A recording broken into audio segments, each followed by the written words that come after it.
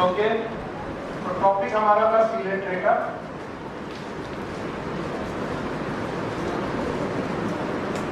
और सीलेंट रेटा के हैबिट एंड हैबिटेट को हमने पढ़ लिया था, हमने फॉर्म पढ़ लिया था, इवन हम लोगों ने सिमेट्री पढ़ ली थी,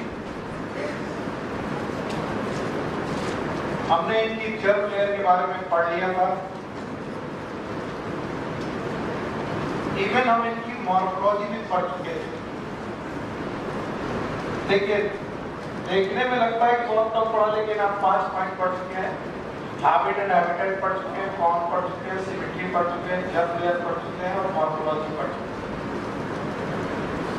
अगर मॉर्फोलॉजी थोड़ी सी याद हो तो बनाना जरूरी है। आपको मैंने बताया था 2 फॉर्म है, एक पॉलिप और एक अम्ब्रेला टाइप है। कौन है? पॉलिप। और एक लॉन्ग सिलिंड्रिकल बॉडी कैसा है? पॉलिप। बताओ इनकी बॉडी में कुछ स्ट्रक्चर्स हैं, इन्हें क्या बोलते हैं? एक ओपनिंग है, नाम बताओ। हाँ, इनकी कैविटी याद है? कैविटी का नाम? हाँ, इट इज नोन एज सीलेंट्रॉन। कितने लोग हैं जो आज पहली बार बैठे इस क्लास में? भगवान, इसके पहले आप लोग वीडियो देख के आए हो?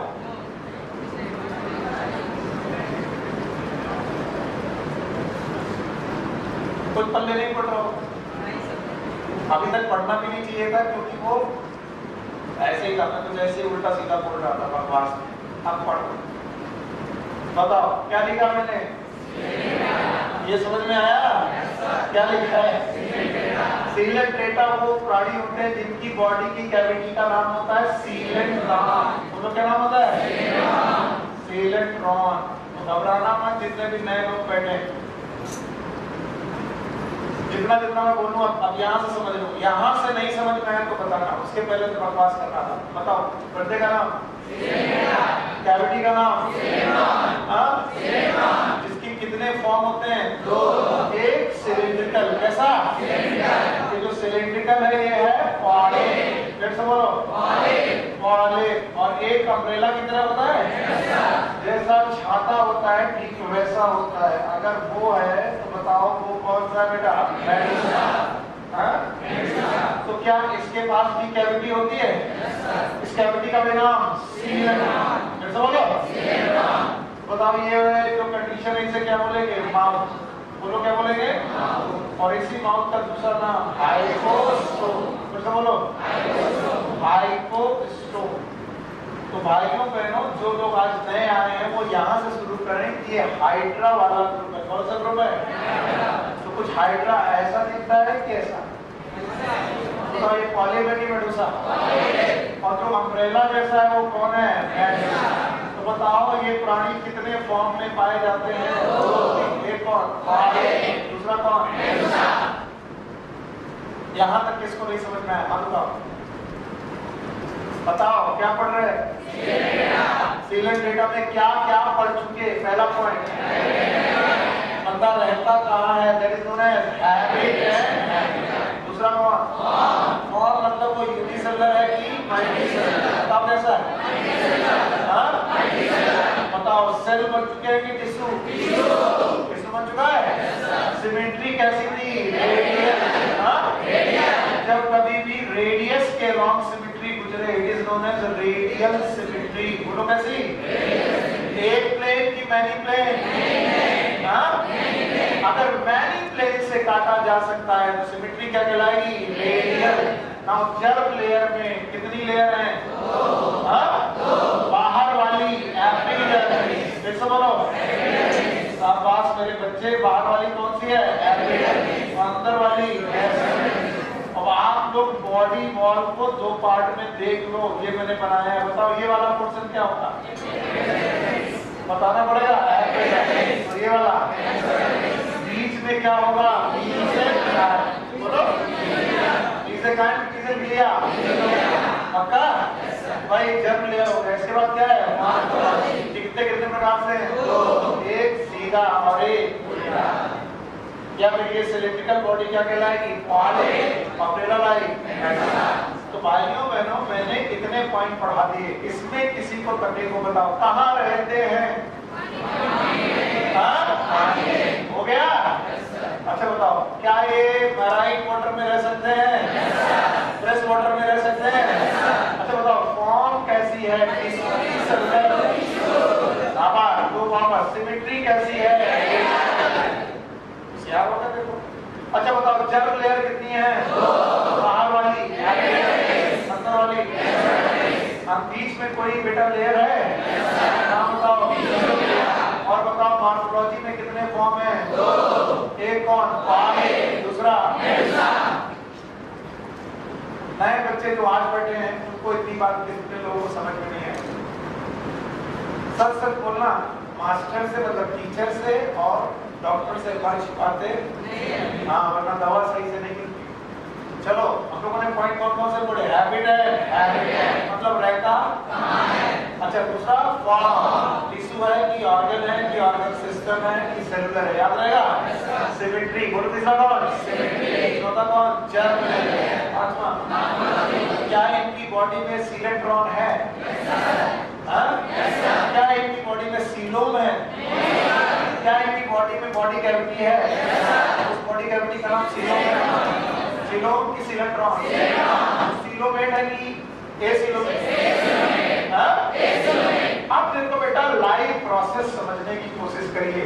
आप यहाँ से जिसको भी ना समझ में आए वो पूछ ले, चाहे नया बच्चा हो चाहे पुराना बच्चा हो, चाहे आज आपकी पहली क्लास क्यों ना हो। यहाँ से नहीं समझ में आ रहा है इसका मतलब मेरा दोस्त है, समझना। लाइफ प्रोसेस में जो सबसे पहला प्रोसेस है इट इज डाइजेशन। ये खाना वाना कैसे पकड़ते हैं, कैसे खाते हैं, ये समझने की जरूरत है। याद रखना, इनके पास है टेंटिकल्स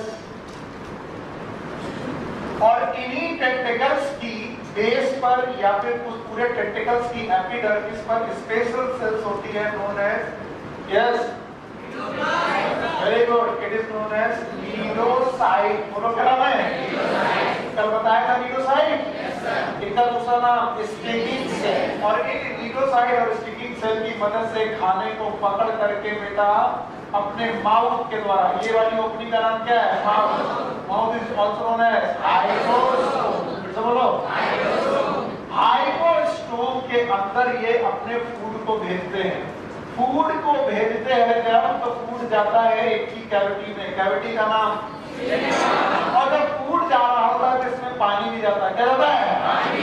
क्योंकि ये लोग रहते कहाँ है? हवा में। बताओ, मुंह के अंदर क्या गया? पानी। पानी के साथ क्या गया? फूड।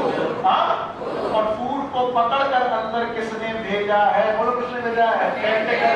और किसकी हेल्प से? लीडोसाइट। बोलो जो ये फूड अंदर गया है, इस फूड पर डाइजेस्टिव एंजाइम छिड़के जाते हैं। गैस्ट्रोडर्मिस लेयर आपको याद है? याद है? भूल गया, ये पढ़ा है। बाहर वाली, अंदर वाली। तो गैस्ट्रोडर्मिस लेयर यहाँ पर एंजाइम सिक्रीट करती है और इन एंजाइम सिक्रीशन की मदद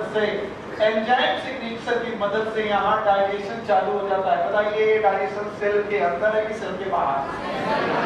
कुछ लोगों को सेल के अंदर लगता है, सेल के अंदर की बाहर।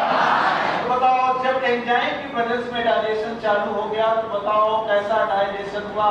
Extra cellular.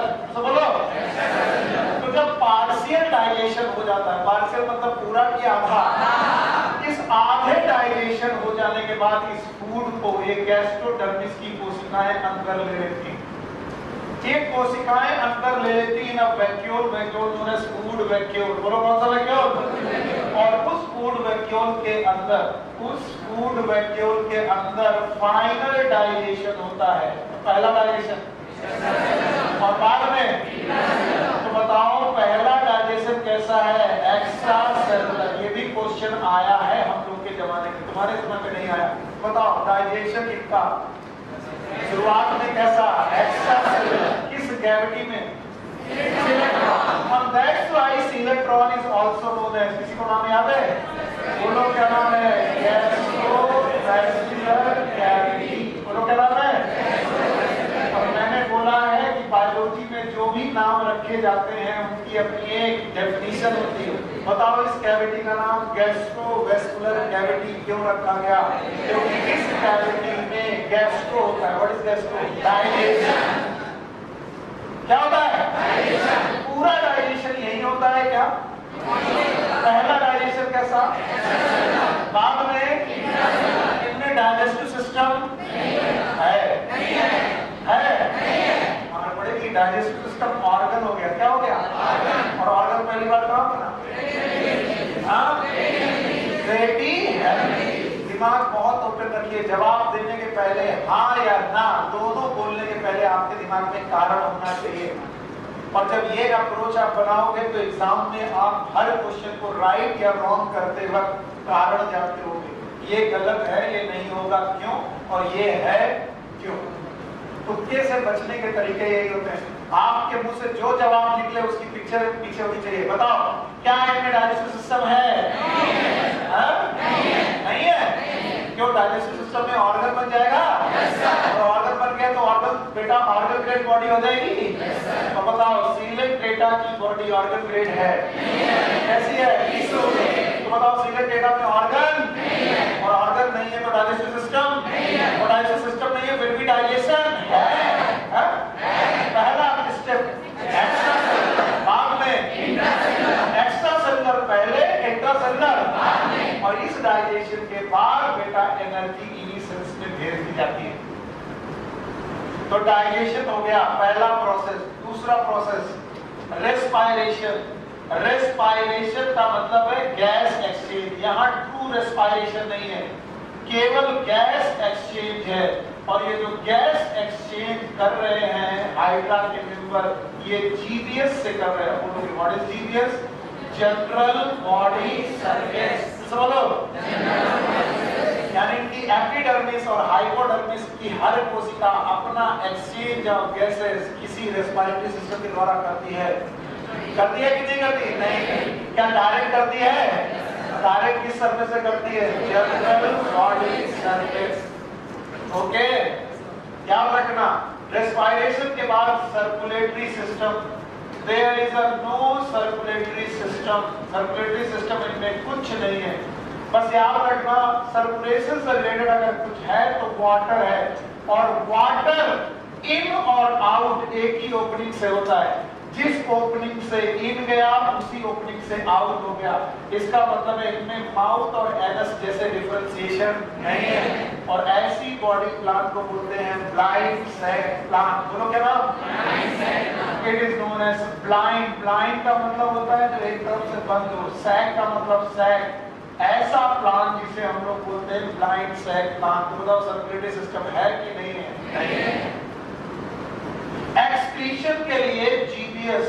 What is GBS? Again excretion, again it is GBS, that is known as general body surface. और मैं एक्चुअली अपने स्टूडेंट पे पूरी तरह डिपेंडेंट रहता हूँ। अजीब है, स्टूडेंट को टीचर पे डिपेंड होना चाहिए, पर मैं आप पे डिपेंड रहता हूँ। देखो कैसे, क्या मैंने हैबिट एंड हैबिटेट पढ़ लिया?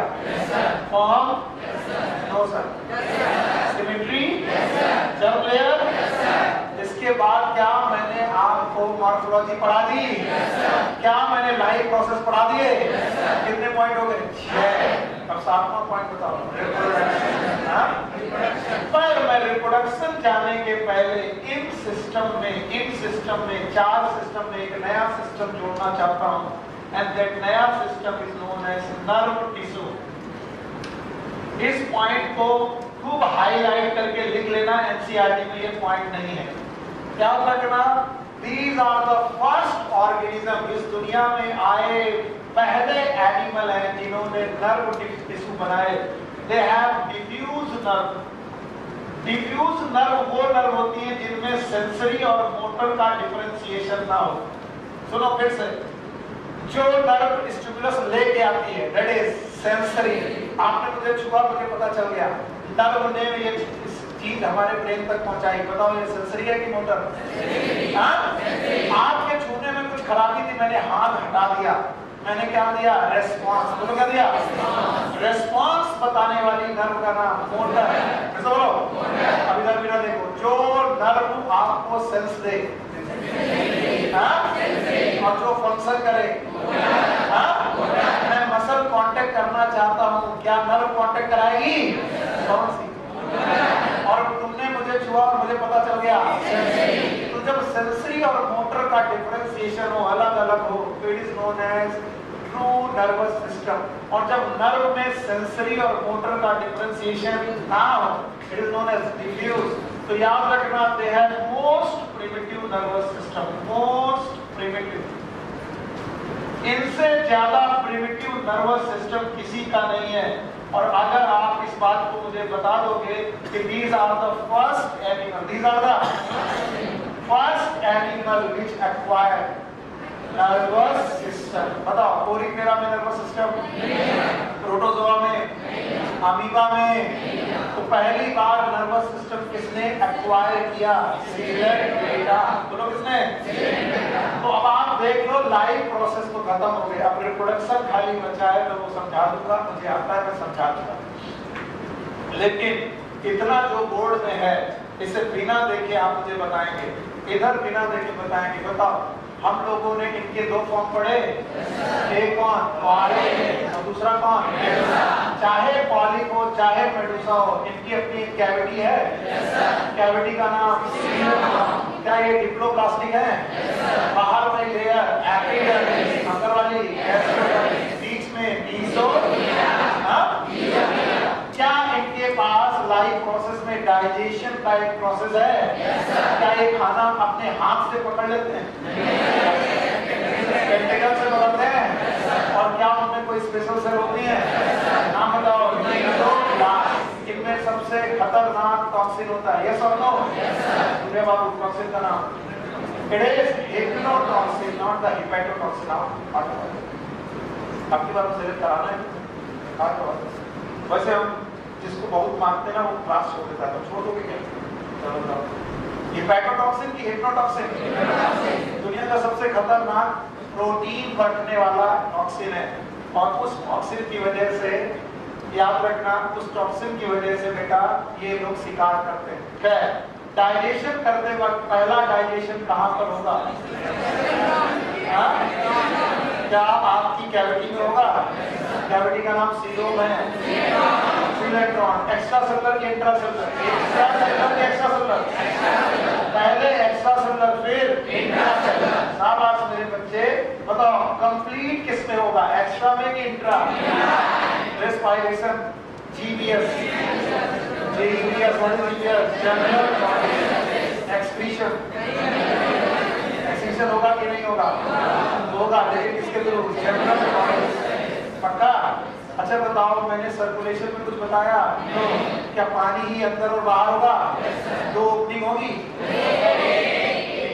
दो ओपनिंग होगी? मेरा बहुत ध्यान से, कितनी? एक होगी।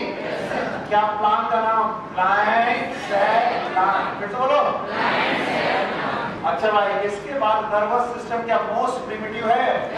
कितना प्रिमिटिव? इनके पहले नर्वस सिस्टम, नर्व कैसी है? सेंसरी और मोटर अलग अलग दिख रही हैं, कैसी हैं? मैं इस चैप्टर को खत्म करने के बाद एक दिन दूंगा, और जो बच्चा पूरा का पूरा एनिमल किंगडम सुना देगा खड़े होकर के, आई विल गिव इट और हर अ प्राइज। और ये प्राइज जरूरी नहीं कि पढ़ाओ, प्राइज का मतलब है कि यहाँ पर आप लोग कुछ ना कुछ करेंगे। याद रखना, मेरे पढ़ाने से तुम्हारा सिलेक्शन नहीं होगा, ये रूल बना लो। टीचर के पढ़ाने से सिलेक्शन नहीं होता, आपके पढ़ने से सिलेक्शन होता है। आप पढ़ने की आदत डालो। जो लोग भी इस एनिमल किंगडम को फॉलो, एनसीईआरटी की पॉइंट, एनसीईआरटी के बाहर में नहीं पूछूंगा, एनसीईआरटी लाइन की 1 लाइन से आखिरी लाइन तक सुना देंगे। मेरे पढ़ाने में गड़बड़ी हो बता देना, सुना देंगे। I will give him a prize, whatever में भी जो भी मेरी क्षमता होगी। आप लोग इसे प्रैक्टिस करते रहिए सुनाने के लिए। इसके पहले मैंने प्लांट किंगडम पढ़ा रखा है, कुछ लोगों ने नहीं पढ़ा है तो जाकर के वीडियो देख रहे हैं। तो जितने चैप्टर हैं उनका एक सुनने वाला सेशन में जरूर रखूंगा इस साल। नई चीज है जो मैं ऐड कर रहा हूँ, and that will be on Saturday. That will be on Saturday. Yes, मैंने नहीं सुना? और आप सैटरडे की क्लास प्लीज मत छोड़िएगा। हाथ जोड़ रहा है तुम्हारा टीचर, क्योंकि जब आप याद नहीं करते हो आपको लगता है आज तो पढ़ाएंगे नहीं। मैंने भीड़ कम देखी, मैं नया चैप्टर शुरू कर दिया। एक मैं करता हूँ, कुछ करता हूँ मैंने बोला कि आज पूछूंगा, कुछ लोग नहीं आए, ठीक है नया चैप्टर चालू।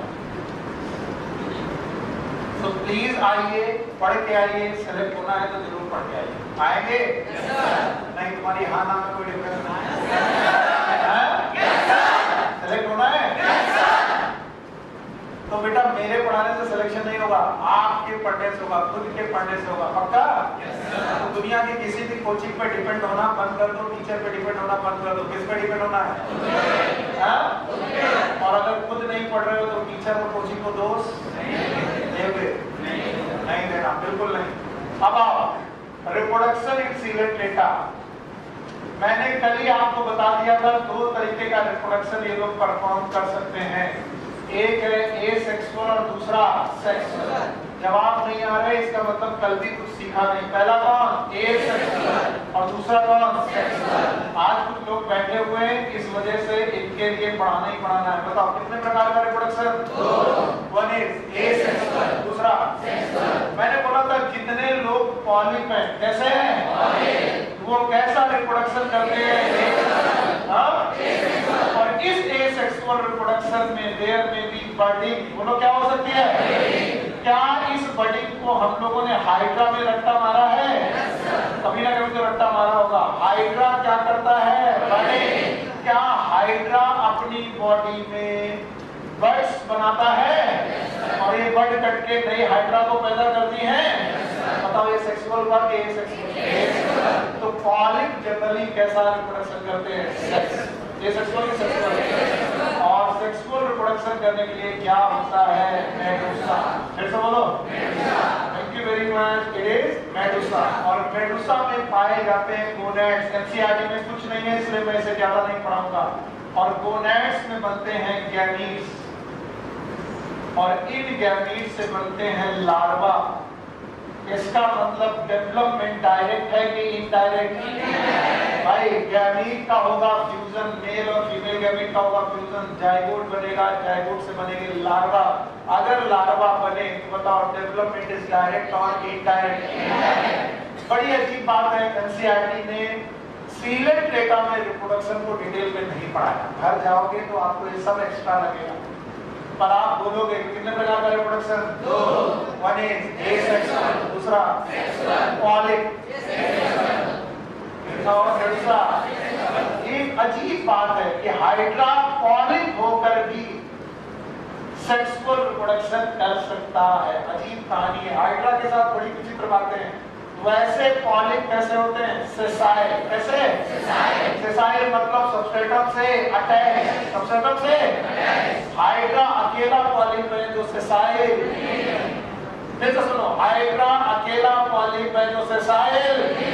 हाइड्रा अकेला पॉलिप है जो एसेक्सुअल के साथ सेक्सुअल रिप्रोडक्शन भी कर सकता है। अदरवाइज पॉलिप क्या करते हैं? एसेक्सुअल और मेडुसा। पक्का? क्या इनमें लार्वा होगा? डेवलपमेंट डायरेक्ट की इनडायरेक्ट?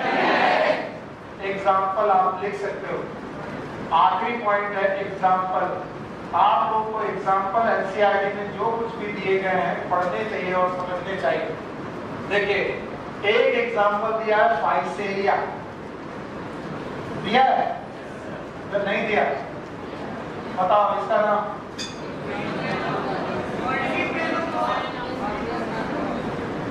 मजेदार तरीके से पढ़ाई नहीं कर रहा हूं, चलो मुझे बोर्ड खाली चाहिए, पहले इसे खत्म करो। बोलो क्या रिप्रोडक्शन कितने प्रकार का? 1 इज एसेक्सुअल, दूसरा बताओ पॉलिप, मेडुसा। पॉलिप एसेक्सुअल और मेडुसा। क्या हाइड्रा में बर्डिंग है? अच्छा, बर्डिंग एक सेक्सुअल रिप्रोडक्शन है कि एसेक्सुअल? मेडुसा कैसे? सेक्सुअल।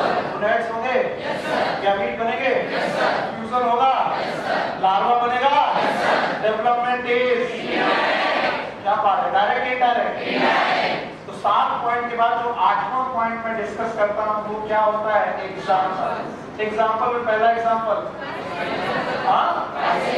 इसका दूसरा नाम पोर्टुगीज मैन ऑफ वॉर।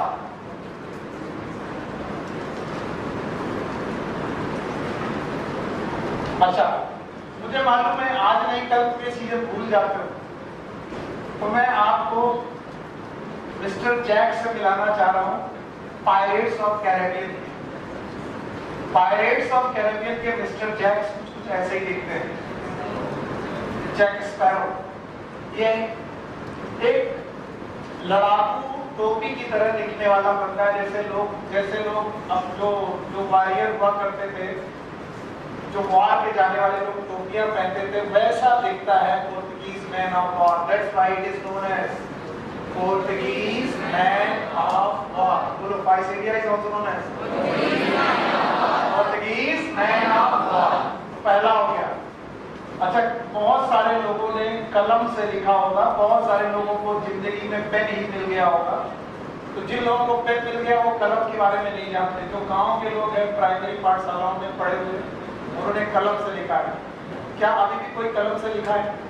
नहीं लिखा। हम लोग के समय पर हम लोग लिखते थे। आपने लिखा है? ये बांस से कलम बनाते हैं, ठीक है। और ऐसे ही कलम की तरह दिखने वाला है बंदा देश, समुद्र में पाया जाने वाली कलम जैसा दिखने वाला है बस। That's why it is known as sea pen. बोलो, क्या नाम है? Sea pen. वैसे से क्या बोलते हैं? पेन्यूटेला। पेन्यूटेला।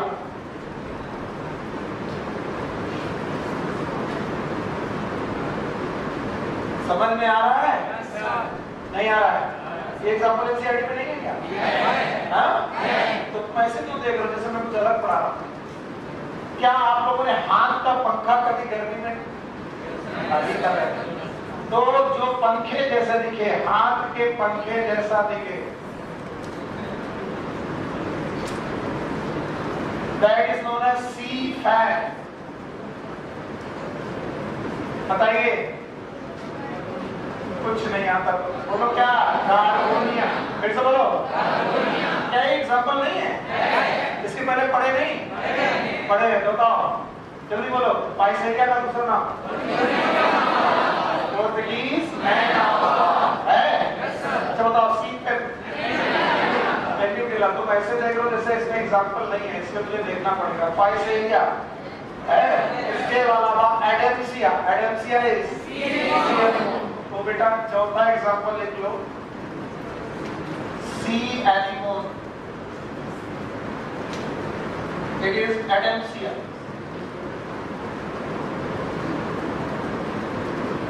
एडेम्सिया। इसके अलावा मीनराइना। पांचवा मेनिनराइना या मीनराइना। बताओ इसका नाम? अच्छा, आज नहीं आप तो कल आप डॉक्टर बनोगे, पैसे कमाओगे। पैसे कमाने के बाद सबसे पहला आप काम करते हो, आप घूमने जाते हो। आपको घूमना होता है इधर उधर, ऑस्ट्रेलिया, मॉरिशस, थाईलैंड कहीं घूमने जाते हो। तो समुद्रों के किनारे आपको कोरल्स सुनने को मिलता है। Corals.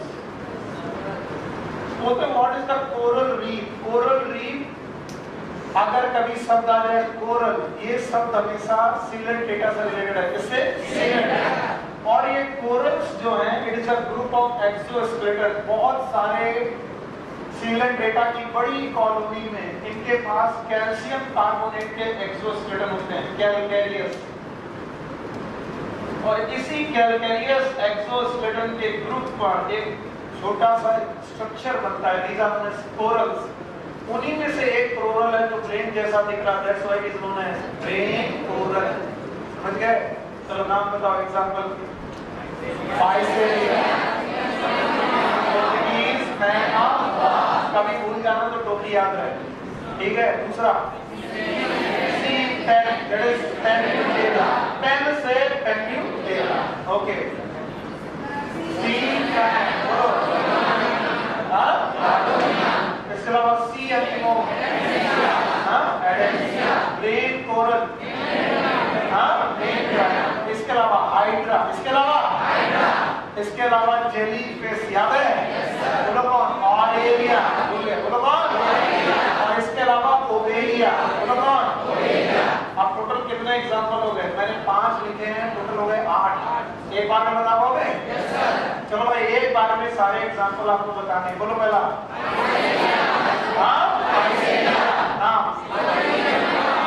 Portuguese man of God. दूसरा पेनिनसुला, पेनिनसुला बोलो, सी पे है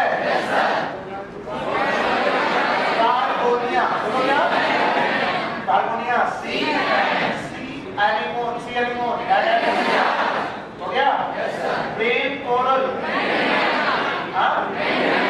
मैंने ट्राई ना, कभी अगर भूल जाओ तो मेनिंजाइटिस सब सुना है, मेनिंजिस सुना है, मेनिंजिस कहाँ होती है brain, and that's why it is meandrina, brain coral, याद रहेगा। इसके अलावा हाइड्रा, बोलो हाइड्रा। इसके अलावा जेलीफिश, जेलीफिश इज और इसके अलावा ओवेलिया, बताओ ओवेलिया में अल्टरनेशन ऑफ जनरेशन होता है। पॉलिप से मेडुसा, मेडुसा से पॉलिप से मेडुसा बनने के लिए, और मेडुसा से पॉलिप, क्या इसे अल्टरनेशन ऑफ जनरेशन बोलेंगे? And this alternation of generation is also known as पक्का। क्या आपको पोरीफेरा और सिलेंट्रेटा की किसी भी लाइन में दिक्कत है? दो फाइलम हुए हैं, तीसरा फाइलम में पढ़ाने जा रहा हूं, इट इज टीनोफोरा।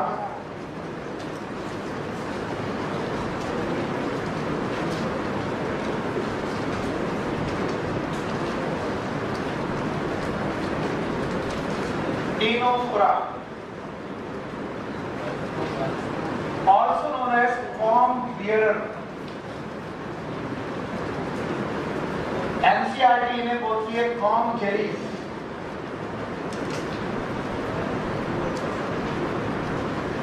या फिर इन्हीं को बोलती है सी वॉलनट।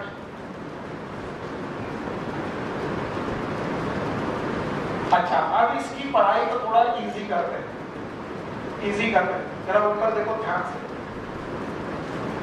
सिलेंट्रेटा और टीनोफोरा में लगभग 90% सिमिलरिटीज है। कितनी? 90%। कैसे बोलो? 90%। यानी जो बात सिलेंट्रेटा के लिए लागू है वही बात किसके लिए लागू है? टीनोफोरा। कुछ बेसिक डिफरेंस है मॉर्फोलॉजी। तो मैं बिना पढ़ाए पूछूं, बताओ सिमेट्री? अभी मैंने पढ़ाया नहीं, पढ़ो सिमेट्री। क्या बात है, जर्म लेयर,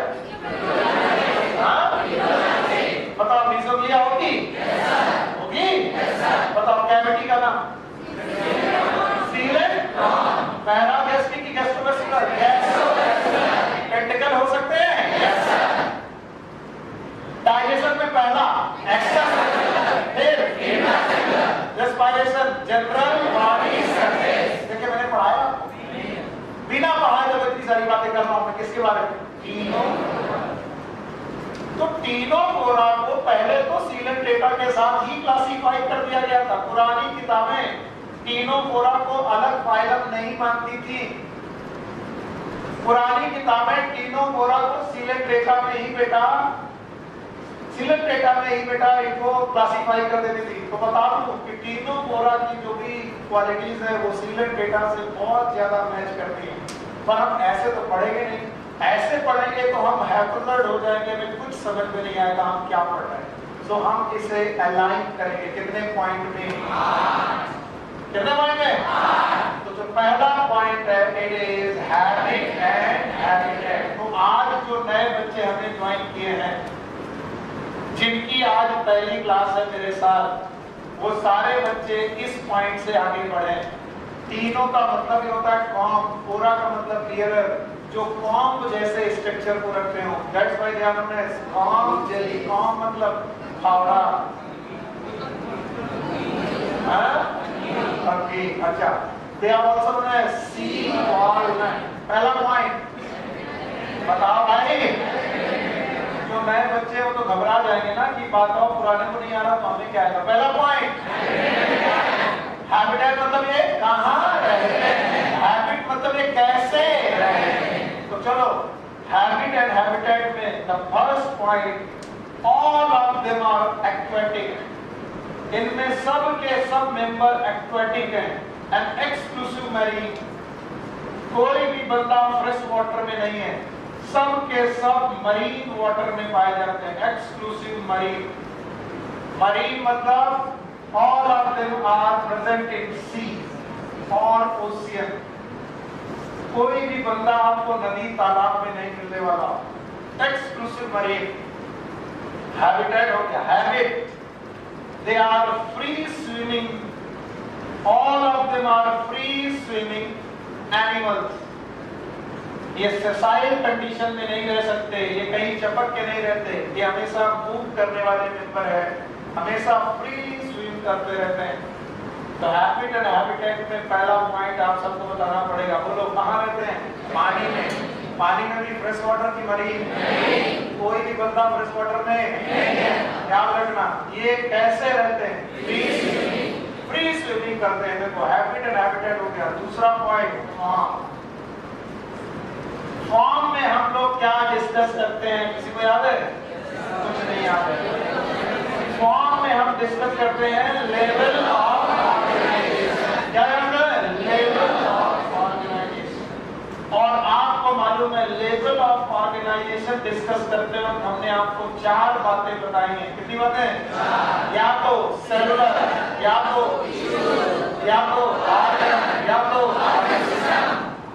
मदद करते रहो मेरी, आपकी मदद अपनी आप हो जाएगी। बताओ ये लोग यूनिसेलुलर की मल्टीसेलुलर? और मल्टीसेलुलर होने के साथ साथ क्या इनमें टिश्यू बन चुका है? No sir. इसका मतलब है इनकी बॉडी होगी tissue grade. They have tissue grade body. मैंने बोला ना सीलेट डेटा से इनकी मैचअप लगभग 90% है। तो टिश्यू ग्रेड बॉडी है इनमें। ऑर्गन है कि नहीं है? पता ही नहीं। पता डाइजेस्टिव सिस्टम होगा? रेस्पिरेटरी? कोई भी सिस्टम नहीं होगा। तो level of organisation point number 2 है जिसमें हमने पढ़ लिया। They have multi cellular body. कैसी बॉडी है? नाउ थर्ड पॉइंट यहां लिख रहा हूं मैं। Third point is symmetry. जब भी आप इनकी सिमेट्री डिस्कस करेंगे बताइए कैसे होंगे? Radial. They show the radial symmetry।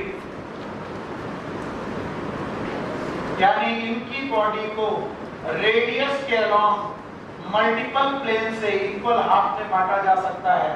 So they show the radial symmetry। बताओ ये सारी की सारी बातें सीलेट डेटा में लागू थी? Yes। क्या सीलेट डेटा भी एक्वेटिक थे?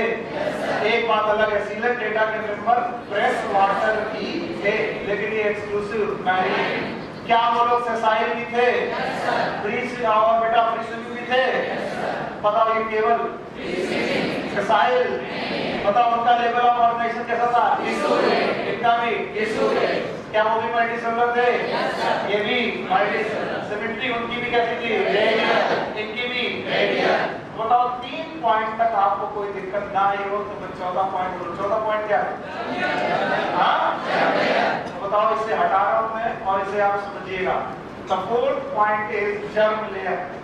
मुझे इतना मालूम है कि तुम ये जर्म लेयर भी इन्हें समझा दोगे, मुझे मालूम है।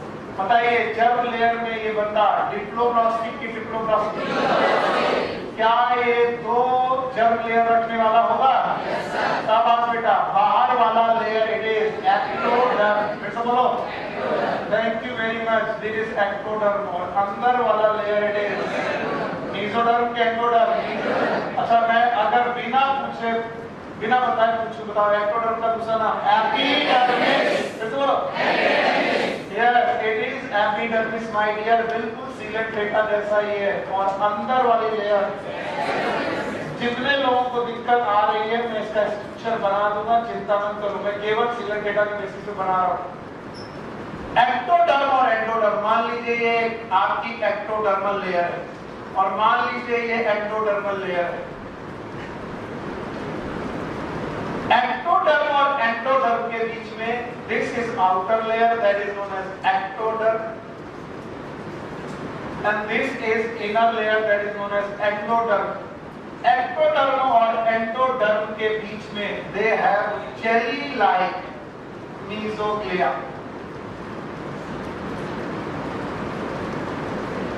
और एक शब्द याद रखना, अनडिफरेंशिएटेड। पता नहीं चल पा रहा कि सेलुलर है कि नहीं है, क्योंकि यहाँ पर कुछ सेल्स भी पाई जाती हैं। So they have the undifferentiated mesoglea और इस मीसोग्लिया का नेचर जेली लाइक है, and that's why they are known as comb jellies. इनका नाम कॉम जेलीज इसीलिए रखा गया था क्योंकि बॉडी में जेली लाइक अपीयरेंस होता है। अभी मैंने स्ट्रक्चर नहीं बनाया, मैं समझा दूंगा। बताओ कितनी लेयर है? आउटर एपिडर्मिस, अंदर एंडोडर्मिस, बीच में क्या मीसोग्लिया है? डिफरेंशिएटेड क्या डिफरेंशिएटेड और अनडिफरेंशिएटेड कैसी लाइक है? Jelly like. हां, एक बात देखना, इनकी एपिडर्मिस से तुम एंडोडर्मिस तक को देख सकते हो। So they have transparent body, transparent body. ये अंतर है, इनकी बॉडी ट्रांसपेरेंट है, इसके बाहर से तुम इनके अंदर के स्ट्रक्चर दे सकते हो। याद रखना, their jelly like structure and their epidermis, all of them are the transparent. Transparent body रखते हैं ये लोग। जो कुछ समझ में नहीं आ रहा बेटा मुझे बताओ, सबसे पीछे इधर आ जाओ, आगे। अगर वहां से अगर कुछ समझ में नहीं आ रहा, दिख नहीं रहा, तो यहां पर आ रहा है। चलो बताओ, मैंने पहला पॉइंट क्या पढ़ाया था? हैबिट है। दूसरा पॉइंट, तीसरा सिमेट्री, चौथा अभी मैं क्या पढ़ा रहा हूँ? जर्म। अब जर्म लेयर में मैंने पढ़ाया ये कितने हैं? कितनी लेयर में? 2। और 2 जर्म लेयर की वजह से इन्हें क्या बोलेंगे? डिप्लोप्लास्ट। बाहर वाली एपिडर्मिस, अंदर वाली एंडोडर्मिस। इनके बीच में एक जेली लाइक लेयर होगी। नाम बताओ? Differentiated capital. और इनकी बॉडी कैसी होगी? हाँ? तो हम लोग 4 पॉइंट तक देख चुके हैं। अब इनकी मॉर्फोलॉजी देखते हैं। क्या देखें? मैं एक बार रिवाइज कर रहा हूँ। जर्म लेयर कितनी लेयर? बोलो। बाहर वाली also known as epidermis, अंदर वाली एंडोडर्मिस also known as।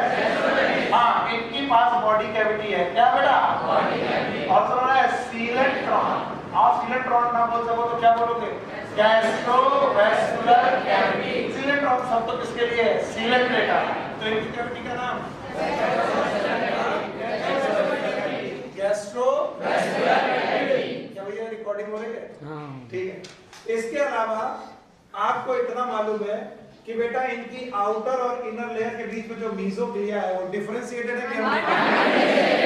और वो जो अनडिफरेंशिएटेड मीसोग्लिया वो नॉर्मल है, सॉलिड है कि जेली लाइक है? जब आप इतना सीख लोगे तो अब आपको बताया जाएगा कि सर इनकी मॉर्फोलॉजी दिखाइए। जैसे सीलेंट्रेटा में मॉर्फोलॉजी 2 पार्ट में बटी थी, कैसी? कौन कौन से? पॉलिप और ऐसा यहाँ डिफरेंशिएशन नहीं है। नहीं है। एक स्ट्रक्चर है जो बेटा स्फेरिकल स्ट्रक्चर है, और इस स्फेरिकल स्ट्रक्चर में there are the 8 comb plates. Comb plates का मतलब है वो प्लेट्स जिनमें कॉम्ब्स पाए जाते हैं। तो इट इज 1 2 3, लगभग 8 कॉम्ब प्लेट पाए जाते हैं।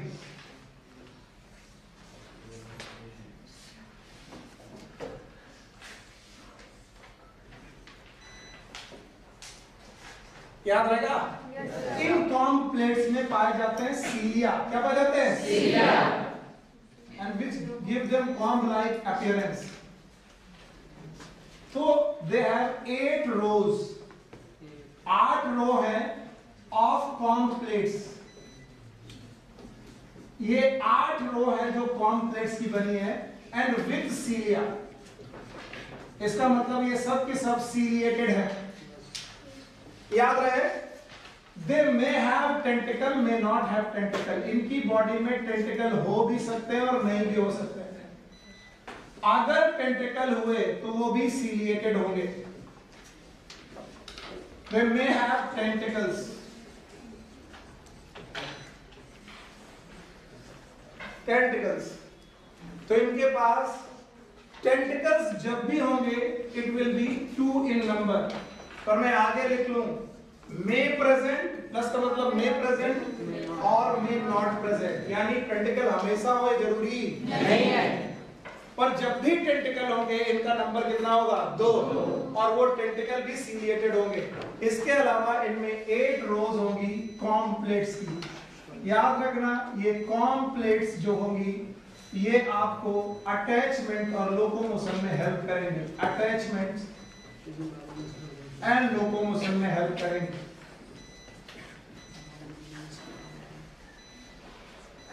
याद रहेगा? ओके। इनकी टेंटिकल में एक स्पेशल सेल होती है, एक बार पूछी गई है हम लोग के जमाने में, बस इनको लिख लेना, एनसीईआरटी में नहीं है। These are known as coloblast cells, and these coloblast cells help in the attachment. So they have the coloblast cell. चूंकि इनका बॉडी अपसाइड डाउन एक ही जैसा होता है, स्फीयर लाइक होता है,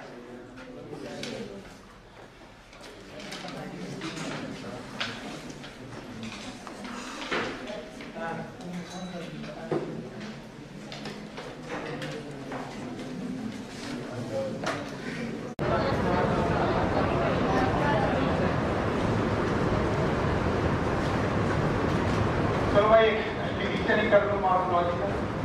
तो हम लोगों ने देखा था इनकी बॉडी जो थी वो स्फेरिकल, कैसी थी?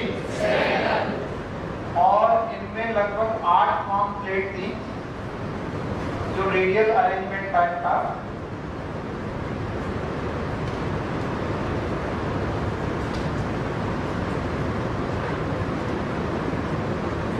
अगर ज्यादा हो गई हो तो माफ करना। अच्छा, इनमें प्रेजेंट है टेंटिकल्स।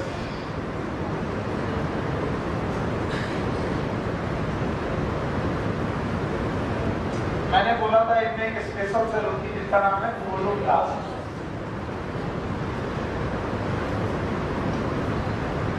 इनकी बॉडी में एक माउथ होगा, स्ट्रक्चर होगा, उसके अंदर सीलेंट्रॉन होगी जो ट्रांसपेरेंट तरीके से दिखाई पड़ रही होगी एनसीईआरटी में, वो तुम देख लो नीचे की तरफ। It is known as hypostome.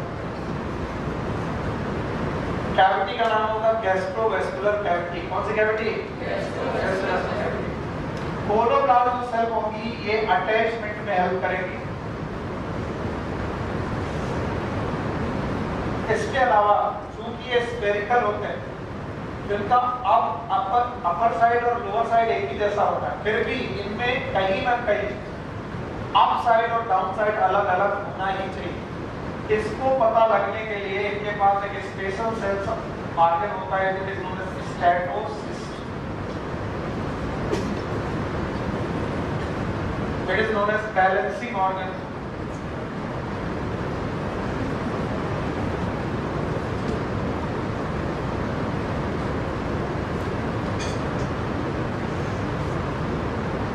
इनके पास एक खास बात होती है, and this is known as bioluminescence।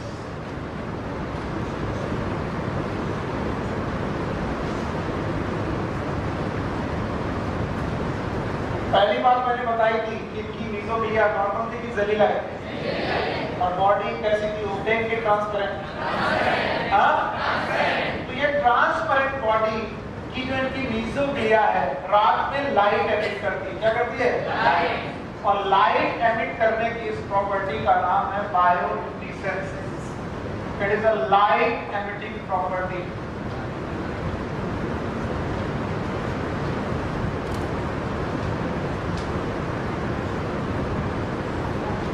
Of animal.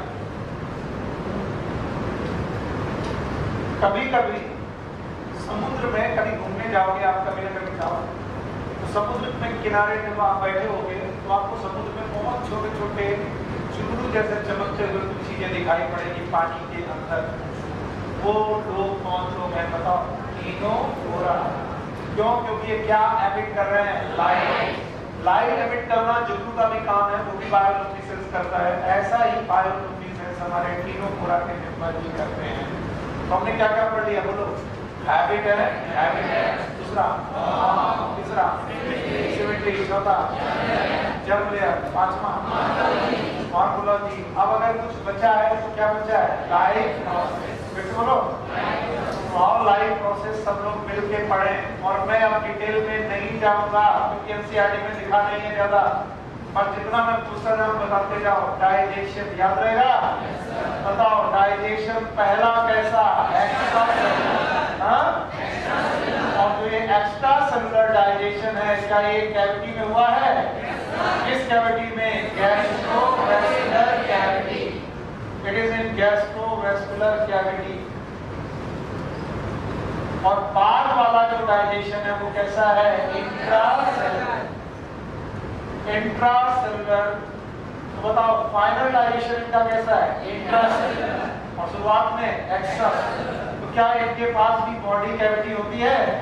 अगर आप एनसीईआरटी देखोगे तो वो बॉडी कैविटी आपको डायग्राम में दिखाई पड़ेगी। मैं कोशिश करता हूँ वो डायग्राम आपके सामने लाने का।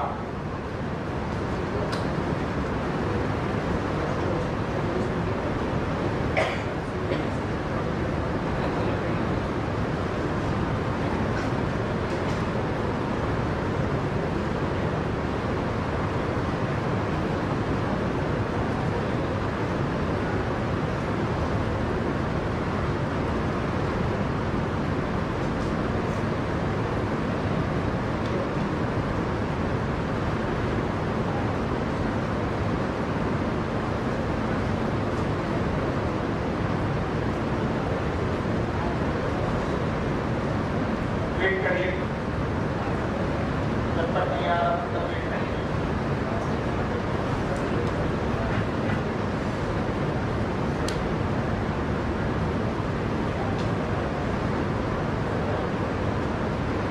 ये देखिए, जहां पर मैं पेन चलाऊंगा आपको बताना पड़ेगा वो क्या है।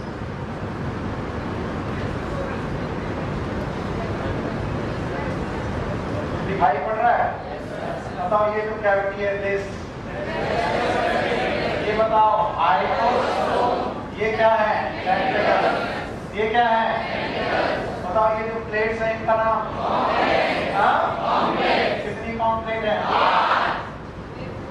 तो जब ये खाना खाते हैं तो खाना पहले किस कैविटी में जाएगा? गैस्ट्रोवेस्कुलर कैविटी में जाएगा। और गैस्ट्रोवेस्कुलर कैविटी में गया तो पहला डाइजेशन इंट्रासेलुलर की एक्स्ट्रासेलुलर, और बाद में ये डाइजेशन एक्स्ट्रासेलुलर के बाद कैसा होगा? याद रहेगा? चलो भाई, कुछ लोग तो छोड़ देते हैं आसान, ना खेल कूद में लग जाते हैं। क्या था? इधर ध्यान दो। जाला जिंदगी में जाला लगने वाला है तो इधर देखो, लाइफ प्रोसेस में डाइजेशन में पहला एक्स्ट्रासेलुलर, दूसरा नाउ डाइजेशन के बाद दूसरा पॉइंट है रेस्पिरेशन। बताओ रेस्पिरेशन कैसे करते होंगे? जीबीएस। What is GBS? बताओ एक्सक्रीशन कैसे करते होंगे? GBS. What is excretion? GBS. क्या बोलो? General body surface. इसके अलावा नर्वस सिस्टम के बारे में क्या होगा? पता नहीं। नर्वस सिस्टम एडवांस की diffuse, thank you very much. It is diffuse nervous system. अगर आपको इतना समझ में आ गया है तो आप काफी कुछ समझ चुके हैं। देखिए यहाँ लिखा हुआ है, जो लाइन में लिखा हुआ है वो अंडरलाइन कर रहा हूँ। Digestion is both, digestion is both and पहला, फिर बाद में क्या इनमें बायोलुमिनेसेंस पाया जाता है? The property of living organism to emit light किस में पाया जाता है? बोलो क्या? पक्का? अगर आपको इतना समझ में आ गया है तो हम लोग वापस बोर्ड की तरफ चलते हैं। देखो मैंने कुछ भी एक्स्ट्रा नहीं लिखाया, वही बातें लिखाई। चलो, डाइजेशन हो गया, रेस्पिरेशन हो गया, एक्सक्रीशन हो गया, इसके अलावा नर्वस सिस्टम हो गया। अगर ये सब कुछ हो गया तो आप बचता है रिप्रोडक्शन। क्या बचता है? चलो रिप्रोडक्शन पे ध्यान देते हैं। Reproduction mainly sexual.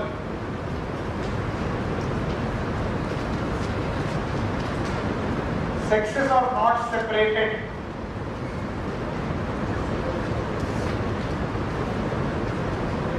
इनमें पॉलिप और मेडिसन ऐसा कुछ नहीं है, यानी मेल और फीमेल का डिफरेंशिएशन नहीं है। याद रखना, गैमीट मेल और फीमेल गैमीट का फर्टिलाइजेशन एक्सटर्नल होता है। Fertilisation is external. देखो एनसीईआरटी एनसीईआरटी में इंटरनल लिखा कि एक्सटर्नल? एक्सटर्नल। इसका मतलब जो जाइगोट बना है ये एक्सटर्नल कंडीशन में बना है, and this zygote will converted into embryo और embryo into larva। लार्वा अगर है तो डेवलपमेंट डायरेक्ट की इनडायरेक्ट? एनसीईआरटी में क्या लिखा है? तो development is indirect. Indirect development. बस मैं यही रुक करके तुम्हारा ध्यान खींचना चाहूंगा। पूरी फेरा याद है? बताओ सेक्सेस उसमें सेपरेट थे कि नहीं थे? जवाब नहीं आएगा तो तुम मारोगे। हाँ, वो मोनोइसियस थे, ये भी मोनोइसियस हैं, वो भी गैमेट बनाते थे, ये भी गैमेट बनाते हैं। उनका गैमेट फ्यूज होता था, इनका भी फ्यूज होता, लेकिन उनका गैमेट फ्यूज होता था एक्सटर्नल की इंटरनल। ओरीफेरा का फर्टिलाइजर इंटरनल, टिनोफोरा का एक्सटर्नल। उसमें भी लार्वा बनता था, इनमें भी लार्वा बनता है। बताओ उनका भी डेवलपमेंट कैसा था? इसका भी।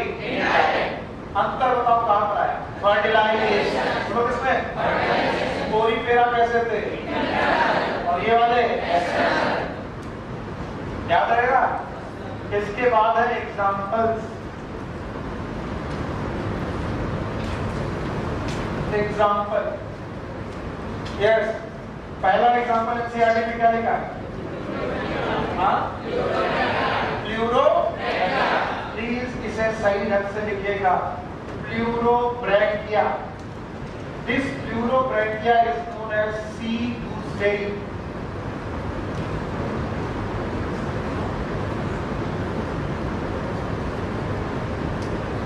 सी गूसबेरी। दूसरा होगा आपकी बुक में लिखा होगा टीनोप्लाना। तीसरा एग्जांपल मैं एक्स्ट्रा लिखा दे रहा हूं, उसको भी नोट कर लीजिए। It is known as hemiphora. अब आप सोचेंगे ये एक्स्ट्रा क्यों लिखाया मैंने? This hemiphora is nothing but sea walnut.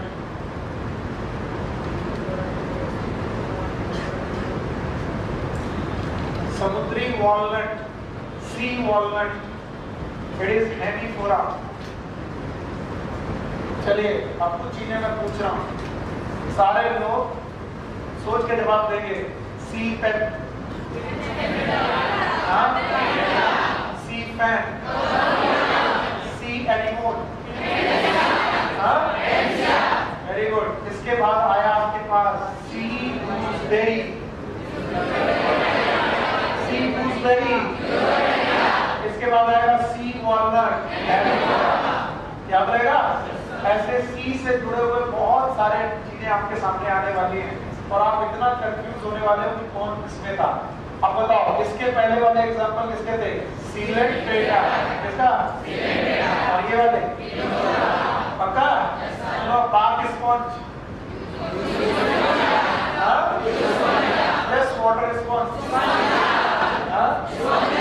अभी तक तो एग्जांपल सारे याद है आपको। स्काइफा का दूसरा नाम, चलो 3 याद है। अच्छा सीलेंट टेटा पूछना। फाइसेरिया का दूसरा नाम, पोर्टुगीज मैन ऑफ ओबेलिया याद है? Yes sir. और एलिया का दूसरा नाम? हाइड्रा याद है? Yes sir. अच्छा बताओ पेनिटेला का दूसरा नाम? कार्बोनिया का दूसरा नाम? मिनेट्राइना का दूसरा नाम? सी गूसबेरी का दूसरा नाम? That is ctenophora. अच्छा सी वॉलनट, इसके अलावा टीनोप्लाना। कैसे बोलो? तो thank you very much, bye bye. Ctenophora. Now the next is Platyhelminthes.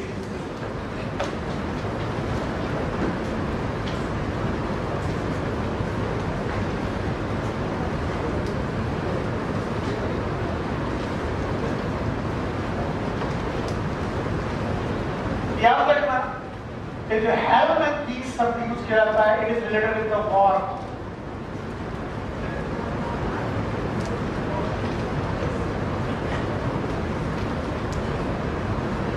Platyhelminthes.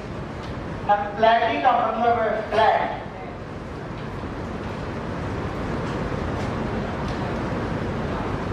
Flat मतलब 2 बीच के,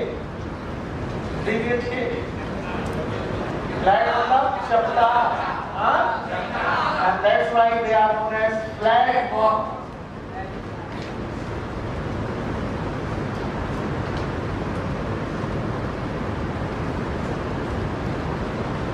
हमारे घर में सिस्टर्स हैं, हमारी मम्मा तो अब नहीं करती, सिस्टर्स हैं, छोटी बहनें हैं, उनके सर पे अक्सर आप लोगों ने फीते देखे होंगे, पते होंगे, सब आप तो देखे देखे तो वो फीते जब आप देखते हैं तो वो 2D स्ट्रक्चर लगता है कि 3D?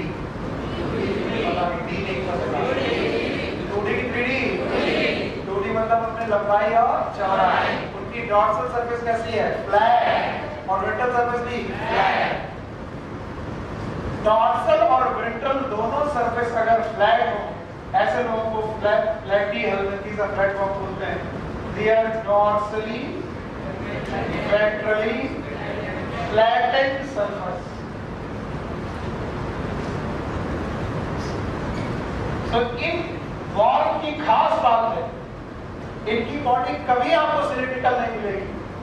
आपको इनकी बॉडी अगर बेटा मिलेगी तो पत्ती जैसी चपटी मिलेगी, लाइक दिस, या फिर इनकी बॉडी आपको बिल्कुल फीते जैसी मिलेगी, फीता मतलब रिबन जैसी, लाइक दिस। तो पहले तो आप अपने दिमाग में एक पिक्चर बनाइए कि आपके पेट में से एक कीड़ा निकलता है, या पेट में एक कीड़ा है जो एकदम फ्लैट है, जैसे फीता होता है, ठीक वैसा फ्लैट वर्म अगर प्रेजेंट है, that's why they are known as flat worm. वो लोग क्या बोलेंगे? Platy helminthes. और एक लाइन मैंने लिखाई थी, और आज कुछ नए बच्चे आ गए हमारे साथ, तो एक बार फिर से स्टार बनाकर यहाँ पर लिखेंगे, ऑल वर्म्स। इस दुनिया में जितने भी वर्म्स मिलेंगे आप, ऑल वर्म्स आर विट्रोप्लास्टिक।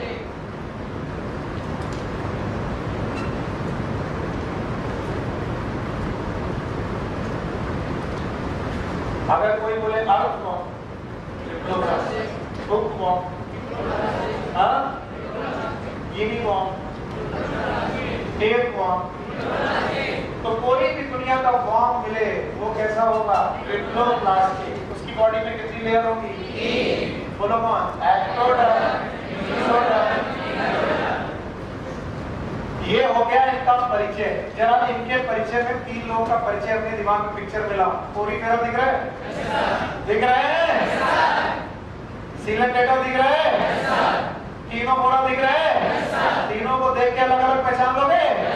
एक जमीन से हमेशा चपटा, हाँ, एक बेटा या तो अम्ब्रेला जैसा या तो सिलिंड्रिकल, हाँ, एक में कॉम प्लेट बनी है, हाँ, अब एक प्राणी ऐसे मिले हैं जिनकी बॉडी कैसी है? चपटी। डॉर्सल सरफेस कैसी? चपटी। वेंट्रल सरफेस कैसी? चपटी। और इसलिए इसका नाम फ्लैट वर्म। फिर से बोलो, फ्लैट वर्म। तो इनका परिचय ये हो गया कि platy helminthes are known as flat worm. और क्यों अपनी पढ़ाई खराब करें जब हमें कितने पॉइंट पढ़ने हैं? 8। नहीं सुना मैंने? 8। इसमें से पहला पॉइंट हैबिटेट।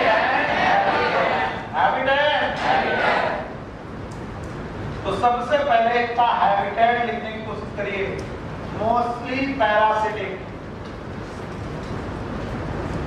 ज्यादातर बंदे पैरासिटिक हैं, मोस्टली पैरासिटिक। और पैरासिटिक में भी एंडोपैरासाइट, जो किसी जानवर के अंदर रहते हैं, एंडोपैरासाइट इन एनिमल्स,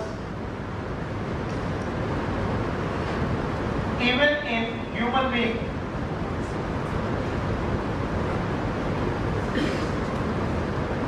मैं केवल इस बात से डरता हूं कि जल्दबाजी में कहीं तुमसे सब कुछ छूट न जाए, इस वजह से मैं बहुत स्लोली आगे बढ़ना चाह रहा हूं। तो फ्लैटी हेलमिंथीज के बारे में जो चीजें आपके दिमाग में आती जाए मुझे बताते जाइएगा। तो बताइए पहला पॉइंट क्या है? हैबिटेट। हैबिट एंड हैबिटेट में आप लोगों ने पढ़ा कि मोस्टली कैसे बेटा? पैरासाइट। सम में भी फ्री लिविंग, कुछ फ्री लिविंग हो सकते हैं। और फ्री लिविंग में भी मेनली कैसे होंगे? एक्वाटिक।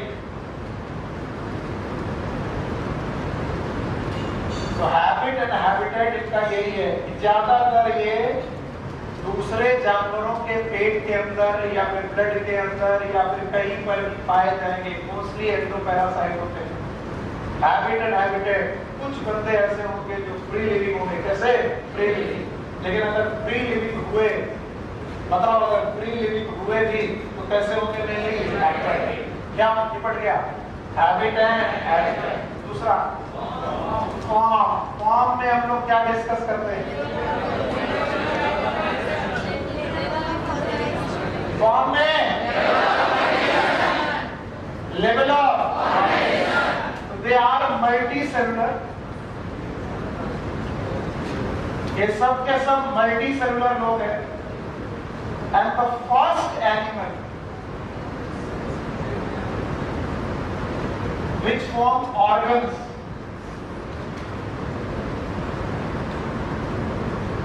और इन्होंने जो पहला ऑर्गन बनाया है, it is related with the alimentary canal.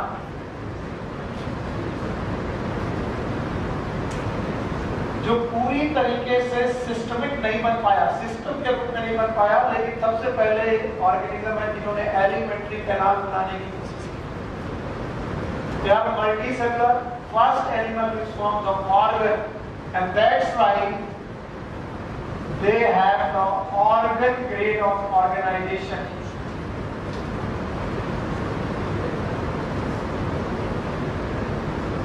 मुझे अपनी क्लास खराब नहीं करनी, इसलिए मैं कुछ बकवास कर रहा हूँ, मेरा साथ देखिए। कोरीफेरा का grade,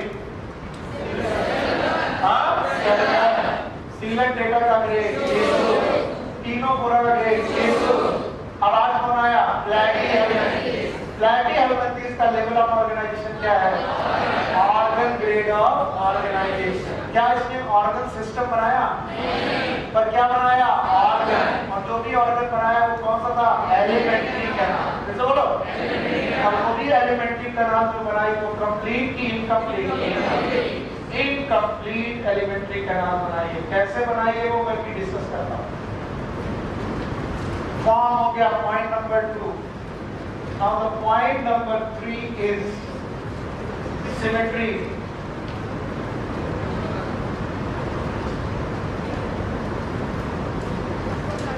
They have bilateral symmetry. कैसी? रेडियल की bilateral? Bilateral symmetry.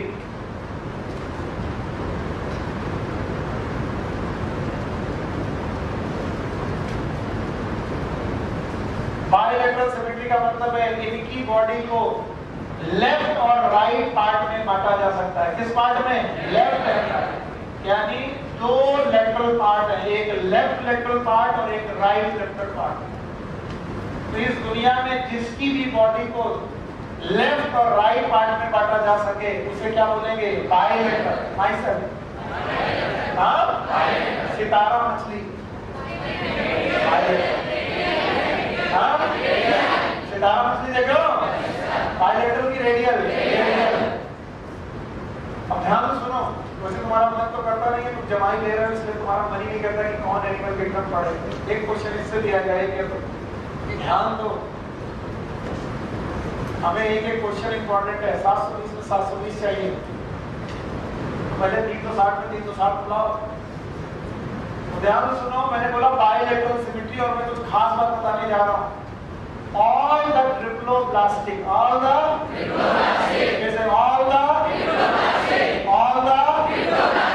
organism are having the bilateral symmetry except Echinodermata।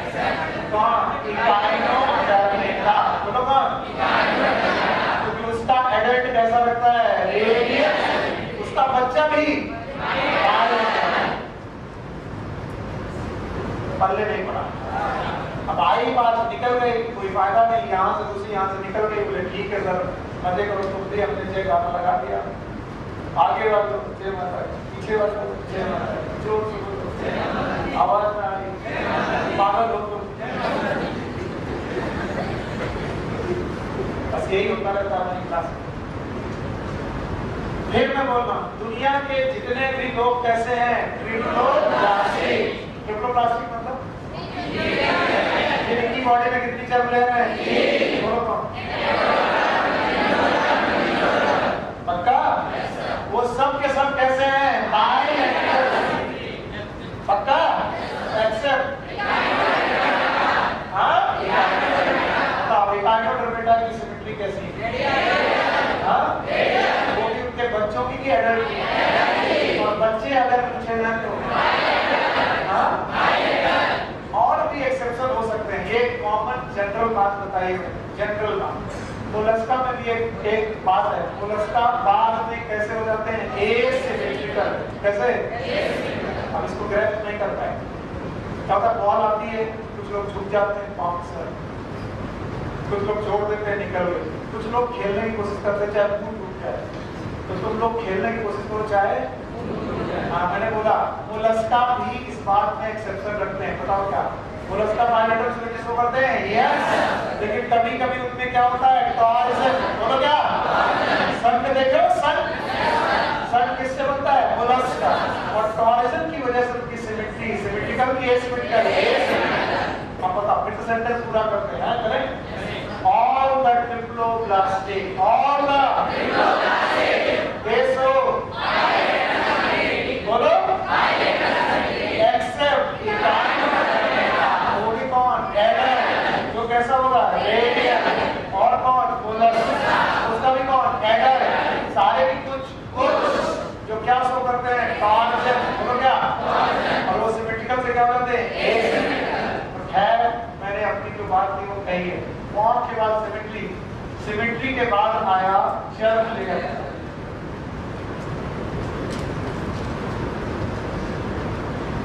germ layer and the germ layer के हिसाब से they are triploblastic।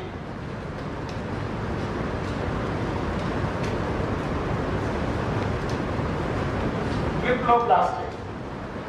और इन तीनों लेयर को एक बार समझना बहुत जरूरी है। तो मैं जर्म लेयर दोबारा पढ़ा रहा हूं।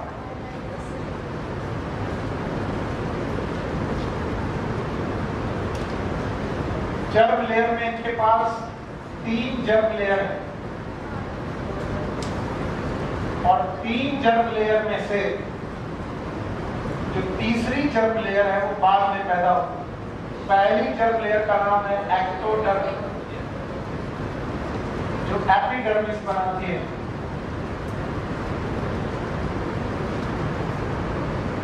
इसके अलावा अंदर वाला है एक्टोडर्म और बीच में इनके पास मीजोडर्म पैदा हो जाती है। Mesoderm is a third germ layer. पर रट्टा मारते मारते हम लोग ऐसे पढ़ते हैं एक्टोडर्म, मीजोडर्म, एक्टोडर्म। तो क्या पढ़ना चाहिए? Ectoderm, ectoderm, mesoderm. सबसे पहले कौन बनती है? फिर याद करो पोरीफेरा में एक्टोडर्म एक्टोडर्म के बीच में मीसेंकाइम। मीजोग्लिया। बताओ सीलेंटेरा में एक्टोडर्म और एंडोडर्म के बीच में मीजोग्लिया। टीनोफोरा में एक्टोडर्म और एंडोडर्म के बीच में हाँ? और ये लोग पहले लोग हैं जिनके एक्टोडर्म और एंडोडर्म के बीच में क्या आया है? मीजोडर्म। हाँ? और एक रूल, अब रूल सुनते नहीं है, पढ़ाई देते हो। All the mesoderm having organism, all the they form the organ। इन्होंने ऑर्गन जरूर बनाना है। जिन लोगों के पास भी इस दुनिया में mesoderm है, क्या है? mesoderm। उन्होंने अपनी बॉडी में ऑर्गन जरूर बनाए हैं या फिर ऑर्गन सिस्टम बनाया है। कम से कम ऑर्गन बनाए हैं या फिर ऑर्गन सिस्टम बनाया है। अगर ये छोटे छोटे रूल्स सीख जाओगे तो तुम्हें रट्टा मारने की जरूरत नहीं पड़ेगी। So they have 3 layers, ectoderm, endoderm and mesoderm। और दुनिया में जितने भी ट्रिप्लोब्लास्टिक लोग हैं जिनके पास भी mesoderm पैदा हुई, उन्होंने क्या बनाना चालू कर दिया? टिश्यू से ऑर्गन। तो बोलो क्या? ऑर्गन। इसका मतलब all the triploblastic organisms at least have organ। They may have। We are diploblastic और triploblastic। तो कम से कम हमारे पास क्या होना चाहिए? हमारे पास तो क्या है? पक्का? Yes or no? Germ layer में 3 लेयर हो गई। 4 पॉइंट के बाद हमारे पास 5वां पॉइंट है कि मॉर्फोलॉजी, और मैं मॉर्फोलॉजी आपके सामने डिस्क्राइब करने जा रहा हूँ। मॉर्फोलॉजी बनाने की कोशिश कर रहा हूँ और एनसीईआरटी के जो 2 डायग्राम बने हैं तो उन्हीं को बनाने की कोशिश करूंगा। तो भाई जर्म लेयर के बाद morphology.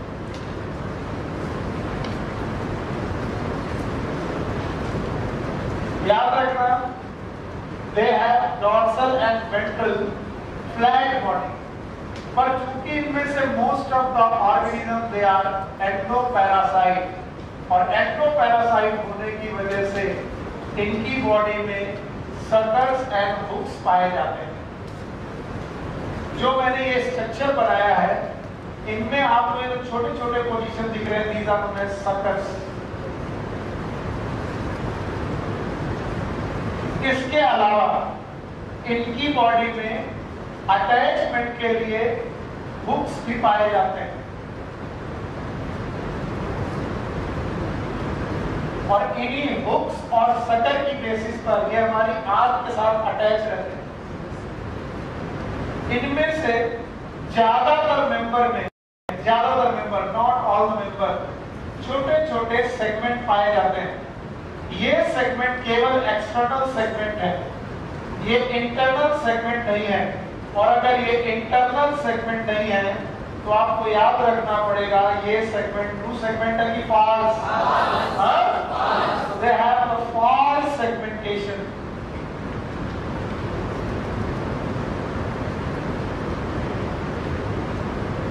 False segmentation, and that's why this is known as pseudo-metamerism. कुछ लोगों ने मैंने बोला और मान लिया, यहीं पर आप गलती करते हो, इसलिए वहां पर तुम्हारा भी काम करते हैं और अपना भी काम करते हैं। मैं तुम्हारी जगह होता दोबारा पूछता, सर नहीं समझ में आया, why they are known as false segmentation? क्योंकि ये सेगमेंट बाहर से दिख रहे हैं, बॉडी के अंदर। अगर इनकी बॉडी के अंदर घुसो तो क्या ये सेगमेंट दिखाई पड़ेंगे? तो केवल एक्सटर्नल सेगमेंट है, एक्सटर्नल सेगमेंट है मतलब बॉडी के बाहर दिखाई पड़ रहे हैं, and that's why it is known as false segmentation, that is also known as pseudo-metamerism. ये जो hooks और suckers हैं, ये अटैचमेंट का काम करते हैं। अटैचमेंट, जब भी पैरासाइट हमारी आंख में रहेगा तो वो हमारी आंख में चपक के रहेगा और उसको चिपकाने के लिए हुक्स और सकर्स की जरूरत पड़ती है। तो जो फॉर्म मैंने आपके सामने बनाया है, it is known as flatworm, also known as पीताक्रमी। सुना है आपने? नहीं सुना? सुना है तो याद रखना, इनकी मॉर्फोलॉजी में स्यूडो सेगमेंटेशन पाए जाते हैं। ठीक इसी तरीके का एक और ऑर्गेनिज्म आपकी बॉडी में बना है जो पत्ती की तरह दिखाई पड़ रहा होगा, लीफ लाइक ऑर्गेनिज्म दिखाई पड़ रहा होगा, उसके पास भी बेटा सकर्स है और उसकी बॉडी भी फ्लैट दिख रही होगी। तो इनकी मॉर्फोलॉजी डॉर्सली वेंट्रली फ्लैटेड हो सकती है, और अगर उनमें सेगमेंटेशन मिले भी तो ट्रू सेगमेंटेशन मिलेंगे कि बेटा सूडो सेगमेंटेशन? Pseudo segmentation. और बॉडी डॉर्सल और वेंट्रल दोनों तरफ से कैसी होगी? हाँ? अब एक बात जो बहुत गौर से सुनना है, इनकी body wall, this body wall और एलिमेंट्री कैनाल, एलिमेंट्री कैनाल का मतलब डाइजेस्टिव सिस्टम। इधर उधर मत देखो, ध्यान से आप, इनकी जो ये बॉडी वॉल है, बाहर से जो दिख रही है बॉडी वॉल, और इनका जो डाइजेस्टिव सिस्टम है, क्योंकि इन्होंने डाइजेस्टिव सिस्टम पहली बार बनाया है। अब मैं जिस बंदे के डाइजेस्टिव सिस्टम की बात कर रहा हूं वो टीनिया नहीं है। टीनिया में डाइजेस्टिव सिस्टम अपसेट है, अपसेट। लेकिन अगर किसी प्लेटफॉर्म में डाइजेस्टिव सिस्टम है तो बॉडी वॉल और डाइजेस्टिव सिस्टम के बीच में आपको गैप सा दिख रहा होगा। एक्चुअली ये गैप प्रेजेंट ही नहीं है, इस गैप में कुछ टिश्यूज बेटा भरे हुए हैं, और these tissues are known as parenchyma। बोलो क्या नाम? तो बताओ, इनकी बॉडी वॉल और एलिमेंट्री कैनाल के बीच में गैप है कि एब्सेंट है? एब्सेंट। कैसे बोलो? और इसीलिए इन्हें हम लोग बोलते हैं एसीलोमेट। कैसे बोलो? अगर मैं ठीक टीचर होता तो मैं समझा पाता, लेकिन मैं ठीक टीचर नहीं, इसलिए कई बार समझा नहीं पाता। सीलोम की अवधारणा, सीलोम का कॉन्सेप्ट तब चालू हुआ जब क्या बना, फिर से बोलो, कल पढ़ा चुका, फिर बोलो, सीलोम की अवधारणा कब पैदा हुई, जब क्या बना, डाइजेस्टिव सिस्टम। फिर से बोलो, बताओ पूरी पिरामिड सिस्टम है, सीलोम डेटा में, तीनों फोरा में, तो इनमें तो सीलोम की बात करना ही पाप है। पहली बार डाइजेस्टिव सिस्टम किसने बनाया, पहली बार डाइजेस्टिव सिस्टम किसने ट्राई किया, और जिन्होंने भी बेटा डाइजेस्टिव सिस्टम पहली बार ट्राई किया, क्या उनके पास सीलोम की अवधारणा स्टार्ट हुई होगी, यानी उनकी बॉडी वॉल और डाइजेस्टिव सिस्टम के बीच में कहने के लिए कुछ रहा होगा, और जो कहने के रहा उसमें क्या भर दिए गए, parenchyma.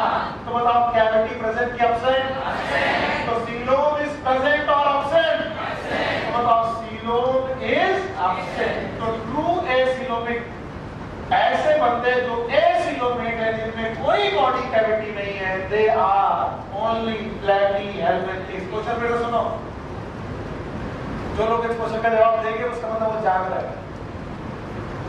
Which of the following organism does not have body cavity or coelom? Number 1, Porifera. Number 2, Coelenterata. Number 3, Platyhelminthes. Number 4, all. Let's say, which of the following organism does not have body cavity or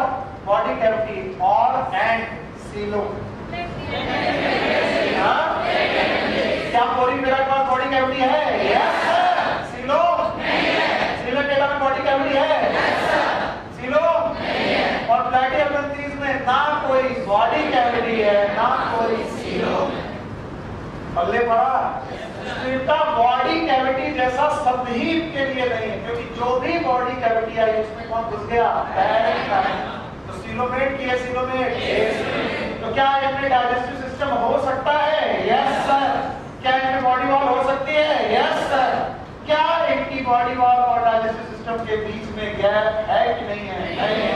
तो वो gap भरा किससे है? Parenchyma. और ये parenchyma आगे आपको पता चलेगी कि ये पैरेन्काइमा फूड एब्जॉर्प्शन में हेल्प करती है। किसमें बेटा?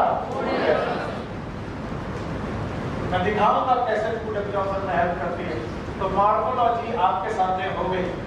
मॉर्फोलॉजी पढ़ने के बाद हम लोग आगे चलेंगे लाइफ प्रोसेस में।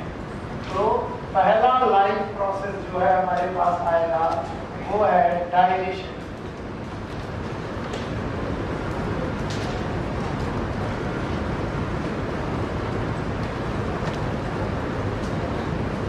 याद रखना, इन लोगों ने पहली बार डाइजेस्टिव सिस्टम बनाया।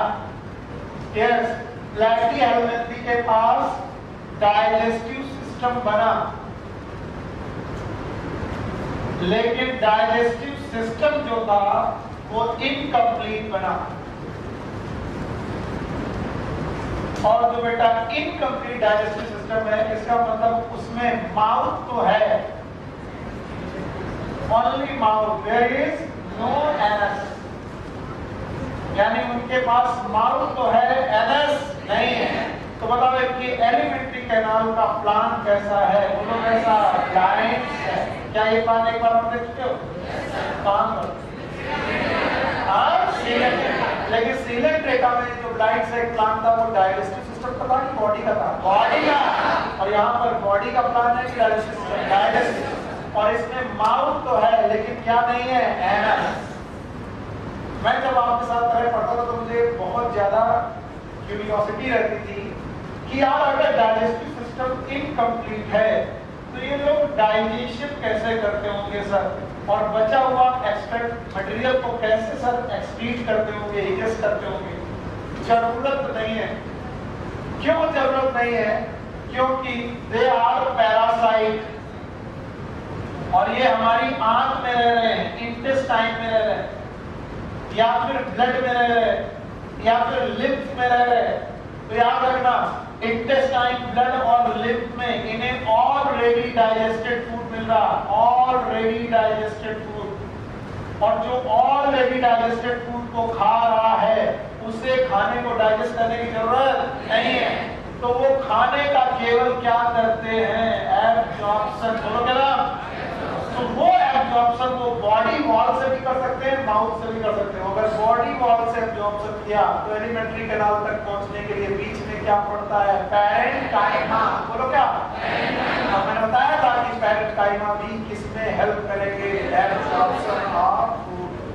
आपको बताता चलो कि टीनिया सोलियम नाम का प्राणी है, taenia solium, also known as tapeworm. इस बंदे के पास there is no digestive system.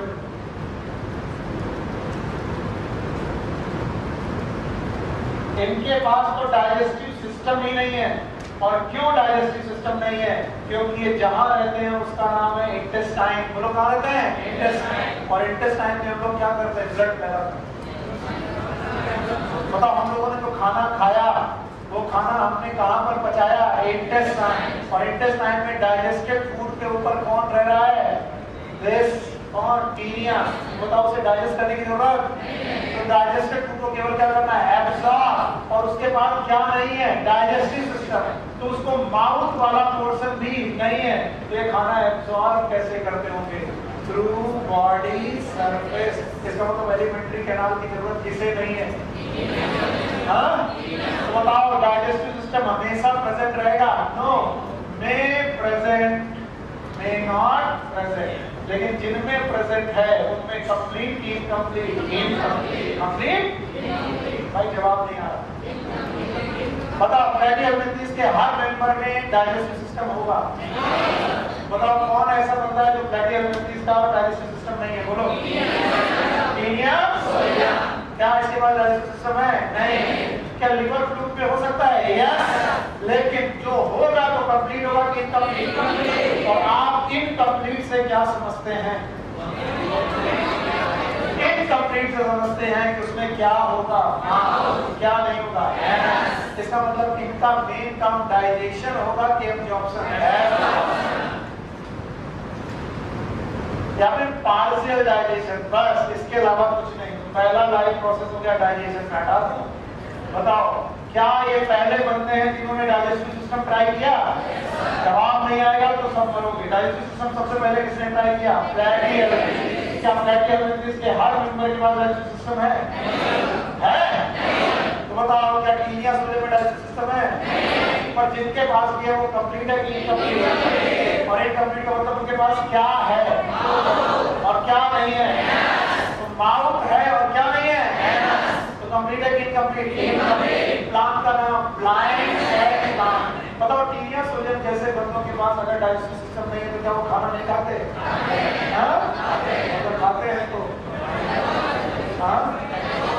बताओ, डाइजेशन की एब्जॉर्प्शन है।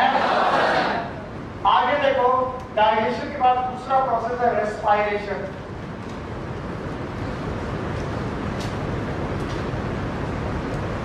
आप लोगों से वैसे आपका टीचर हाथ जोड़ेगा तो अच्छा नहीं लगेगा, मैं जानता हूँ। मैं हाथ जोड़ के मतलब समझो कि मैं छोड़ रहा हूँ। ये चैप्टर ऐसे हैं जिनको पढ़ा नहीं अगर मेरे पढ़ाने के बाद, तो ये सब्लिमेशन करते हैं। What is sublimation? कोई मैटर ऐसा सुना है जो सीधे सॉलिड से सीधे वेपर बना दे? सब्लिमेशन है। तो ये जाते तो सॉलिड रूप में यहाँ पर रुकते इधर गया और तब उधर जब लौट के आओगे क्या पढ़ाया था, कुछ नहीं पढ़ा। तो कुछ चैप्टर ऐसे हैं जैसे प्लांट किंगडम हो गया, एनिमल किंगडम हो गया, मॉर्फोलॉजी हो गई, एनाटॉमी हो गई, स्ट्रक्चरल ऑर्गेनाइजेशन हो गया। टीचर जितना मेहनत करेगा उससे 2 गुना 3 गुना आपको मेहनत करके उसे रिटेन रखना है। और मैं रिटेन रखने का तरीका सिखाता हूँ। कितने पॉइंट? 8। तो कम से कम वो 8 पॉइंट याद रखो। रेस्पायरेशन एक रूल बना लो, ऑल एंडोपैरासाइट, इस दुनिया में जितने भी एंडोपैरासाइट हैं, all endoparasite are facultative anaerobe.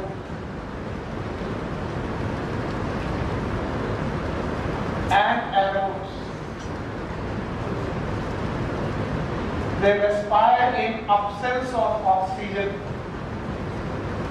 इन्हें ऑक्सीजन की जरूरत ही नहीं है, ये एनारोबिक रेस्पिरेशन कर लेते हैं, इसलिए इनको सिस्टम की जरूरत भी नहीं है, गैस एक्सचेंज करने की जरूरत नहीं है। All the endoparasites are facultative anaerobes, so they respire in absence of oxygen. So generally respiration की जरूरत नहीं है। पर अगर कोई फ्री लिविंग हुआ, अगर फ्री लिविंग हुआ और रेस्पिरेशन की जरूरत हुई, तो बताओ what is GPS? General body surface. इसके बाद सर्कुलेटरी के बारे में कुछ नहीं लिखना, बट एक्सक्रीटरी के बारे में लिखना है, बहुत संभाल के लिखना।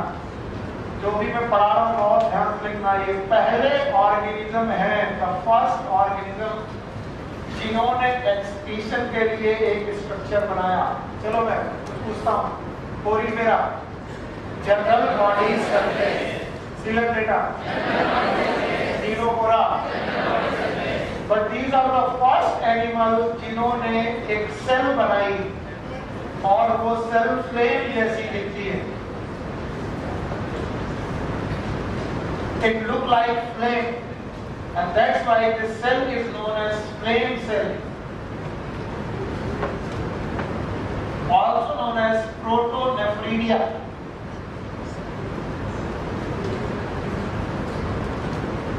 तो पहली बार डाइजेस्टिव सिस्टम के साथ साथ या डाइजेशन के साथ साथ एक्सक्रीशन के लिए भी सेल पैदा की गई, and that cell is known as flame cell, also known as protonephridia.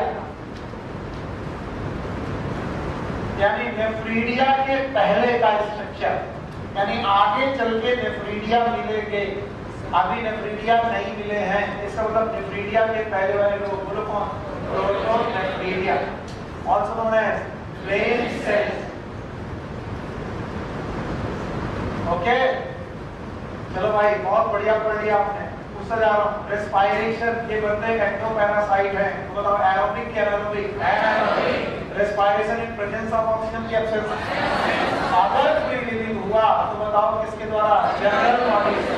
Circulatory system नहीं है, एक्सक्रीटरी सिस्टम के लिए, एक्सक्रीशन के लिए क्या इनके पास स्पेशल सेल आई है? सेल का नाम flame cell, also known as protonephridia। याद रखना, नर्वस सिस्टम में एक छोटी सी बात पढ़नी है आपको। ये पहले बंदे हैं जिन्होंने अपनी नर्व को कलेक्ट करके गैंग्लिया बनाने की कोशिश की। आपकी बुक में नहीं मिलेगा, ध्यान सुनना।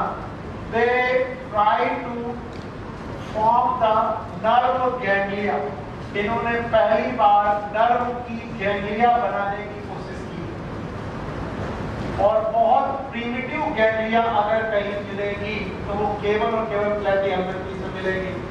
देखो, जो लोग बैठे बैठे केवल सुन रहे हैं वो ध्यान सुने, एक बार आओ। यही गैंग्लिया आगे चल के ग्रे मैटर और व्हाइट मैटर बनाती है। क्या? और एक स्ट्रक्चर पैदा करती है। बोलो कौन? ब्रेन। इसका मतलब ब्रेन बनने की शुरुआत किसने कर दी? प्रोटोनेफ्रिडिया। अरे सॉरी, प्लेटी हेलमिंथीज। इसका मतलब प्लेटी हेलमिंथीज ने पहला ट्राई किया कि नर्व को क्या किया? कलेक्ट, और क्या बनाया? हाँ, नींद आ रही है? हाँ, बोला यस सर, यस सर। खड़े हो, मुजरा करे तो आइए, खड़े हो, खड़े हो। Yes yes yes. आपने कहा कि नींद आ रही है, कहा तो झूठ नहीं बोलते मुझसे।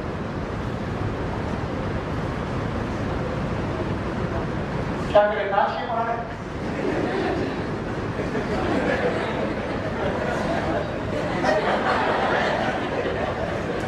अरे आइटम बैठ।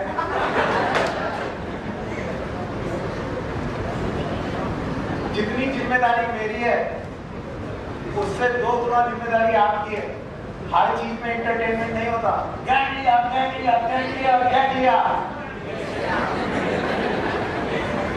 हाँ यार, बड़ा अच्छा पढ़ा रहा है। और हमने क्या बोला कि नर्व जब कलेक्ट होती हैं, क्या तो बेटा गांठ जैसा स्ट्रक्चर बनता है, ना बताओ। तो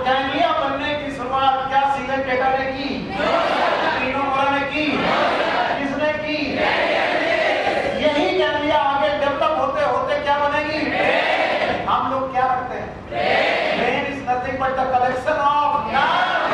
किस फॉर्म में? दो, एक ऑन ग्रे मैटर और एक on white matter. Fibre is white matter और साइटोन इज ग्रे मैटर। तो अगर कॉन्सेप्ट समझना चाहते हो तो सोचो कि ब्रेन की शुरुआत अभी हुई नहीं है, लेकिन ब्रेन की गैंग्लिया जैसा स्ट्रक्चर सबसे पहले कहां पर बना?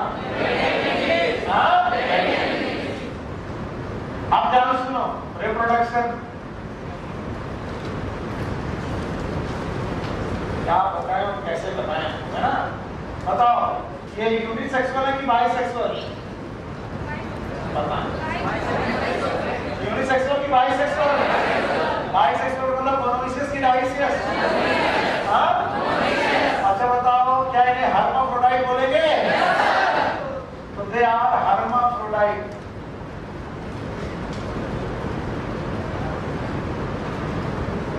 देख के तुम्हें दिखा देते हैं कि बुक ने कितना तुमको पढ़ाने की कोशिश भी की।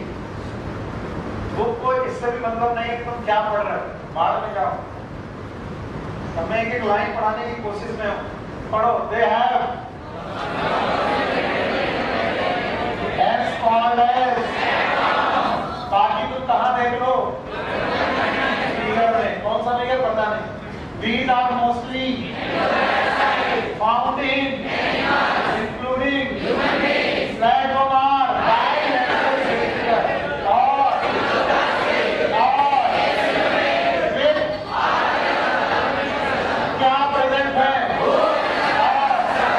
Present in the say some of them absorb from the directly through। बताओ, ये इनके पास डाइजेस्टिव सिस्टम नहीं है, नाम बताओ।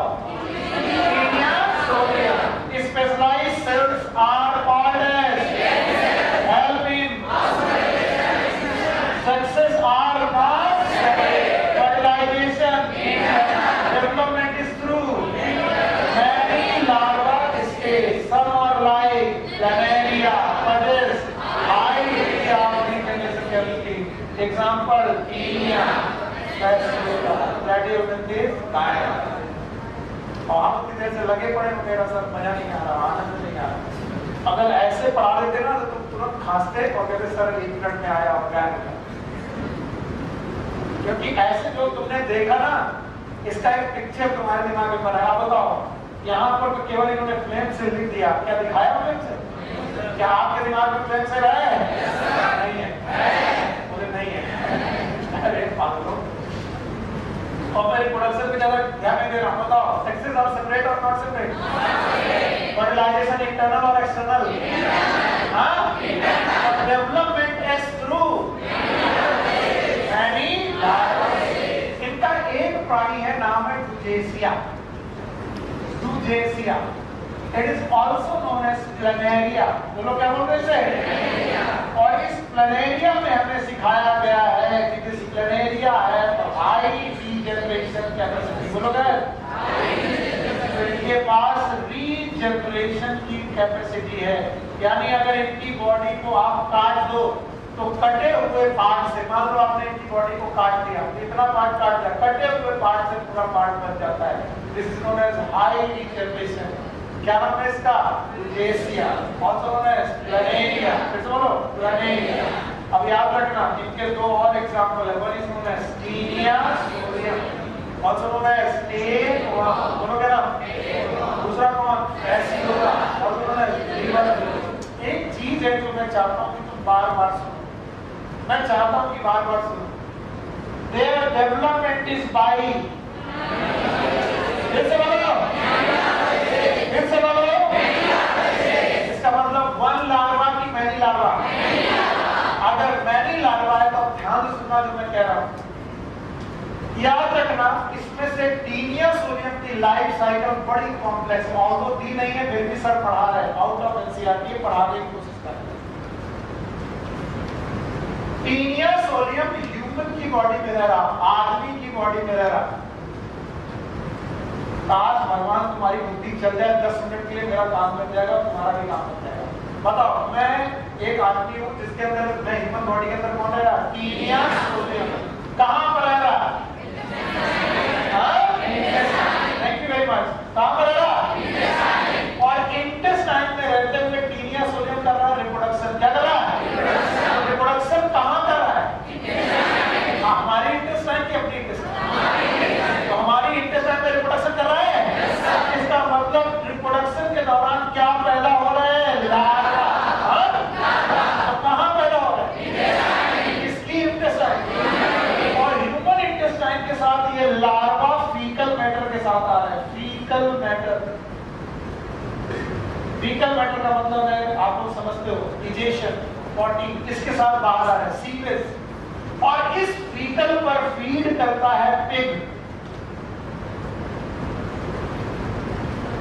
आप सब लोग जानते हो ये जो हमारी टीनिया सोडियम किसी ऑर्गेनिज्म, मेरे ऑर्गेनिज्म के बॉडी के अंदर टीनिया सोडियम था, उसने लार्वा पैदा किए। लार्वा मेरे फीकल मैटर, सीवेज मटेरियल के साथ बाहर आए और इस सीवेज मटेरियल को खेत में डिस्पोज किया गया या बाहर डिस्पोज किया गया। उस पे किसने फीड किया? पिग। और पिग की बॉडी में, पिग की मसल में ये लार्वा मैनी स्टेज में, यानी वन लार्वा या मैनी लार्वा कंडीशन से ये पिग की फ्लश में पहुंच जाता है। फ्लश मतलब मीट, मांस। और इसीलिए मुस्लिम्स एंड ज्यूज के धर्म में ये कहा गया है कि पिग खाना हराम है। वो उसका साइंटिफिक बेस ये है कि अगर तुमने पिग खाया, पिग का मीट खाया, तो एक्चुअली आप किसका लार्वा खाओगे? टीनिया। अगर टीनिया का लार्वा अगर आपने खा लिया, तो ये टीनिया का लार्वा खाने के बाद फिर कहां जाएगा? मांस खा के कहां जाता है? ब्रेन। इंटेस्टाइन। और उस इंटेस्टाइन में पहुंचकर टीनिया आपकी बॉडी में आ जाएगा। इसलिए दुनिया में जिन्होंने कभी भी मीट नहीं खाया, पिग का मीट नहीं खाया, उनको कभी टीनिया सोडियम हो सकता है कि नहीं हो सकता है? तो जितने वेजिटेरियन हैं उनमें से किसी ने कहा कि मैंने आज तक कभी, मैं तो वेजिटेरियन हूं, मैंने आज तक कभी सर मांस नहीं खाया। तो मैं कहता हूँ एक चीज तो पक्की है कि तुम्हें क्या नहीं होगा? Taenia sodium. बीटा कमी आपके पेट में नहीं हो सकता। फिर से सुनो, बीटा कमी ह्यूमन बॉडी की इंटेस्टाइन में रह रहा, इंटेस्टाइन में रिप्रोडक्शन कर रहा, लार्वा बना रहा, लार्वा फीकल मैटर के साथ आ रहे, पिग खा रहा है, पिग के मांस में लार्वा चला जा रहा है एबरेंट माइग्रेशन करके। और उस मांस में रहने के बाद जब उस मांस को खाया गया तो उस मांस से आपके स्टमक में गया और टीनिया सोडियम हो गया। याद रखना, हैमबर्गर में जो हैम है, it is nothing, it is pig meet. आप सुनते ना, हैमबर्गर खाया, सर में जर्मनी गया, तुमने हैमबर्गर खाया, पगले तुम क्या खाया? सर मैंने पॉर्क खाया, पॉर्क, ऐसे बोलते पता नहीं क्या खाया। पॉर्क इज नथिंग, सुअर का मांस, इज पॉर्क, हैम, ये सब उसी का मांस है।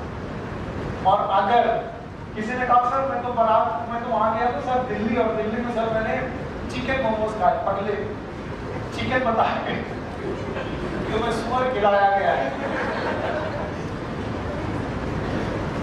आप जरा ध्यान से सुने, जिसकी वजह से मैंने ये पढ़ाया है, ध्यान से सुने। एक इनका लार्वा है, that larva is known as Cysti circus larva। मैं जबरदस्ती पढ़ा रहा हूं आउट ऑफ कोर्स। क्यों आउट ऑफ कोर्स पढ़ा रहा हूं? क्योंकि ये बहुत हेल्थ से रिलेटेड है, अदरवाइज मैं कभी नहीं पढ़ाता। ये लार्वा मॉडिफाई होता है हमारे फीकल मैटर के लार्वा से, यानी फीकल मैटर में जो लार्वा है वो मॉडिफाई करके क्या बनाएगा? Cysticercus larva. भैया ध्यान से सुनो, शायद काम है। तो ये सिस्टी सर्कस लार्वा जो बना वो किसके लिए बना है? पिग के लिए। और पिग क्या खाता है? Faecal matter. धोखे से तुमने फीकल मैटर खा लिया, अब तुम लोग कहेंगे छी गंदा घटिया टीचर, हम काहे फीकल मैटर खाए? यस, अगर आपने फीकल मैटर खा लिया, you will behave like pig. इसका मतलब आपकी बॉडी में क्या आ जाएगा? टीनिया। और टीनिया का कौन सा लार्वा? Sixty circus. ध्यान सुनो, मैं तुम्हें बताता हूं तुम कैसे फीकल मैटर खाते हो। एक भैया है रामू, इनके पास गोलगप्पे का ठेला है। अब पहले ध्यान में, भाई लोग तो कब खाते हैं, पहले ध्यान में। ये गोलगप्पे का ठेला में एक पानी बना के रखते, बड़ा स्वादिष्ट पानी, गोलगप्पे का पानी। और इस गोलगप्पे के पानी को बनाने के के लिए ये अपने यहाँ पर नल का पानी यूज करते हैं, नल का पानी। और इनका नल जहां पर लगा है वो अंडरग्राउंड पानी खींच रहा है, जहां नल लगा है उसी के बगल में लोग पॉटी करते हैं। ठीक है, सही है। स्लम्स की खास बात है, स्लम्स में यहीं पर पॉटी बनी हुई है, यहीं पर नल लगा हुआ है, इधर से तुम पानी भर के उधर जा रहे हो और खासकर इसी पानी को पी रहे हो। ये फीकल मैटर जमीन में गया, जिसका मतलब अगर किसी की पॉटी में लार्वा है तो लार्वा जमीन में चला गया। ये रहा वो लार्वा जो सुअर के लिए बना था। फिर वो लार्वा पानी के थ्रू रामू के पास आया। रामू ने क्या बनाया? गोलगप्पे का पानी। और रामू ने जैसे गोलगप्पे का पानी हुआ, बहन जी आई, भैया कल वाले कम खट्टे थे। अच्छा बहन जी अभी देखता हूँ।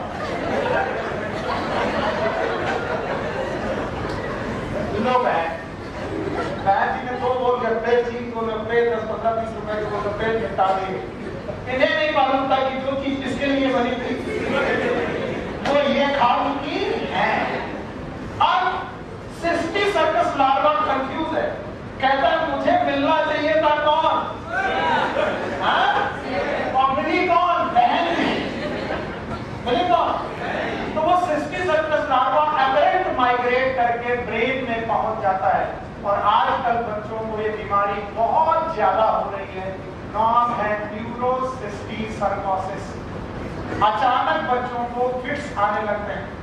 अब मैं बताता हूँ, जो लोग भी आजकल चाउमीन के ठेले पर चाउमीन बहुत खा रहे हैं, वो लोग थोड़ा सा सतर्क हो जाएं, क्योंकि चाउमीन में यूज करते हैं कैबेज, और कैबेज लगता है खेत में, और खेत में जाते हैं गांव के लोग, सॉरी बोलना पड़ रहा, और उसी खेत में, कैबेज के खेत में लोगों ने पॉटी की। उस पॉटी से लार्वा कैबेज के साथ आया, और कैबेज के साथ वो बिना धुले काट करके आपकी चाउमीन में मिलाया गया, और चाउमीन से आपने वो खा लिया। बताइए, लार्वा या तो पानी के थ्रू जा सकता है या तो खाने के थ्रू जा सकता है। ये लार्वा बना किसके लिए था? सुअर के लिए। हाथ मांग रहा है आदमी, लार्वा कंफ्यूज है, मुझे सुअर चाहिए, मिला वहां बहन जी। तो कहाँ पे आएगा? ब्रेन पे, और ब्रेन पे जाकर डिपॉजिट हो जाएगा और ट्यूमर जैसी कंडीशन पैदा करेगा। एंड कई बार इस बीमारी का नाम है न्यूरोसिस्टी सर्कोसिस। मैं डॉक्टर हूँ, इसलिए मैं जानता हूँ आजकल न्यूरोसिस्टी सर्कोसिस के केस बहुत ज्यादा बढ़ रहे हैं, खासकर जैसे काकापुर में रहने वाले बच्चे या ऐसी जगह पे रहने वाले बच्चे जहाँ पर पानी खराब है, चाउमीन गंदी तरीके से बन रही है, वहां पर बच्चे अक्सर इस बीमारी से ग्रस्त हैं। तो आप लोगों का जब बहुत ज्यादा मन करे चाउमीन खाने का, आप अपने घर में पानी बॉयल करिए और मैगी ले आइए, क्या वो खाने। सर वो मजा नहीं है जब तक। तो this was the platyhelminthes for you. Platyhelminthes के आगे की कहानियां, aschelminthes, annelida, arthropoda, mollusca, will discuss by tomorrow. Take care, bye.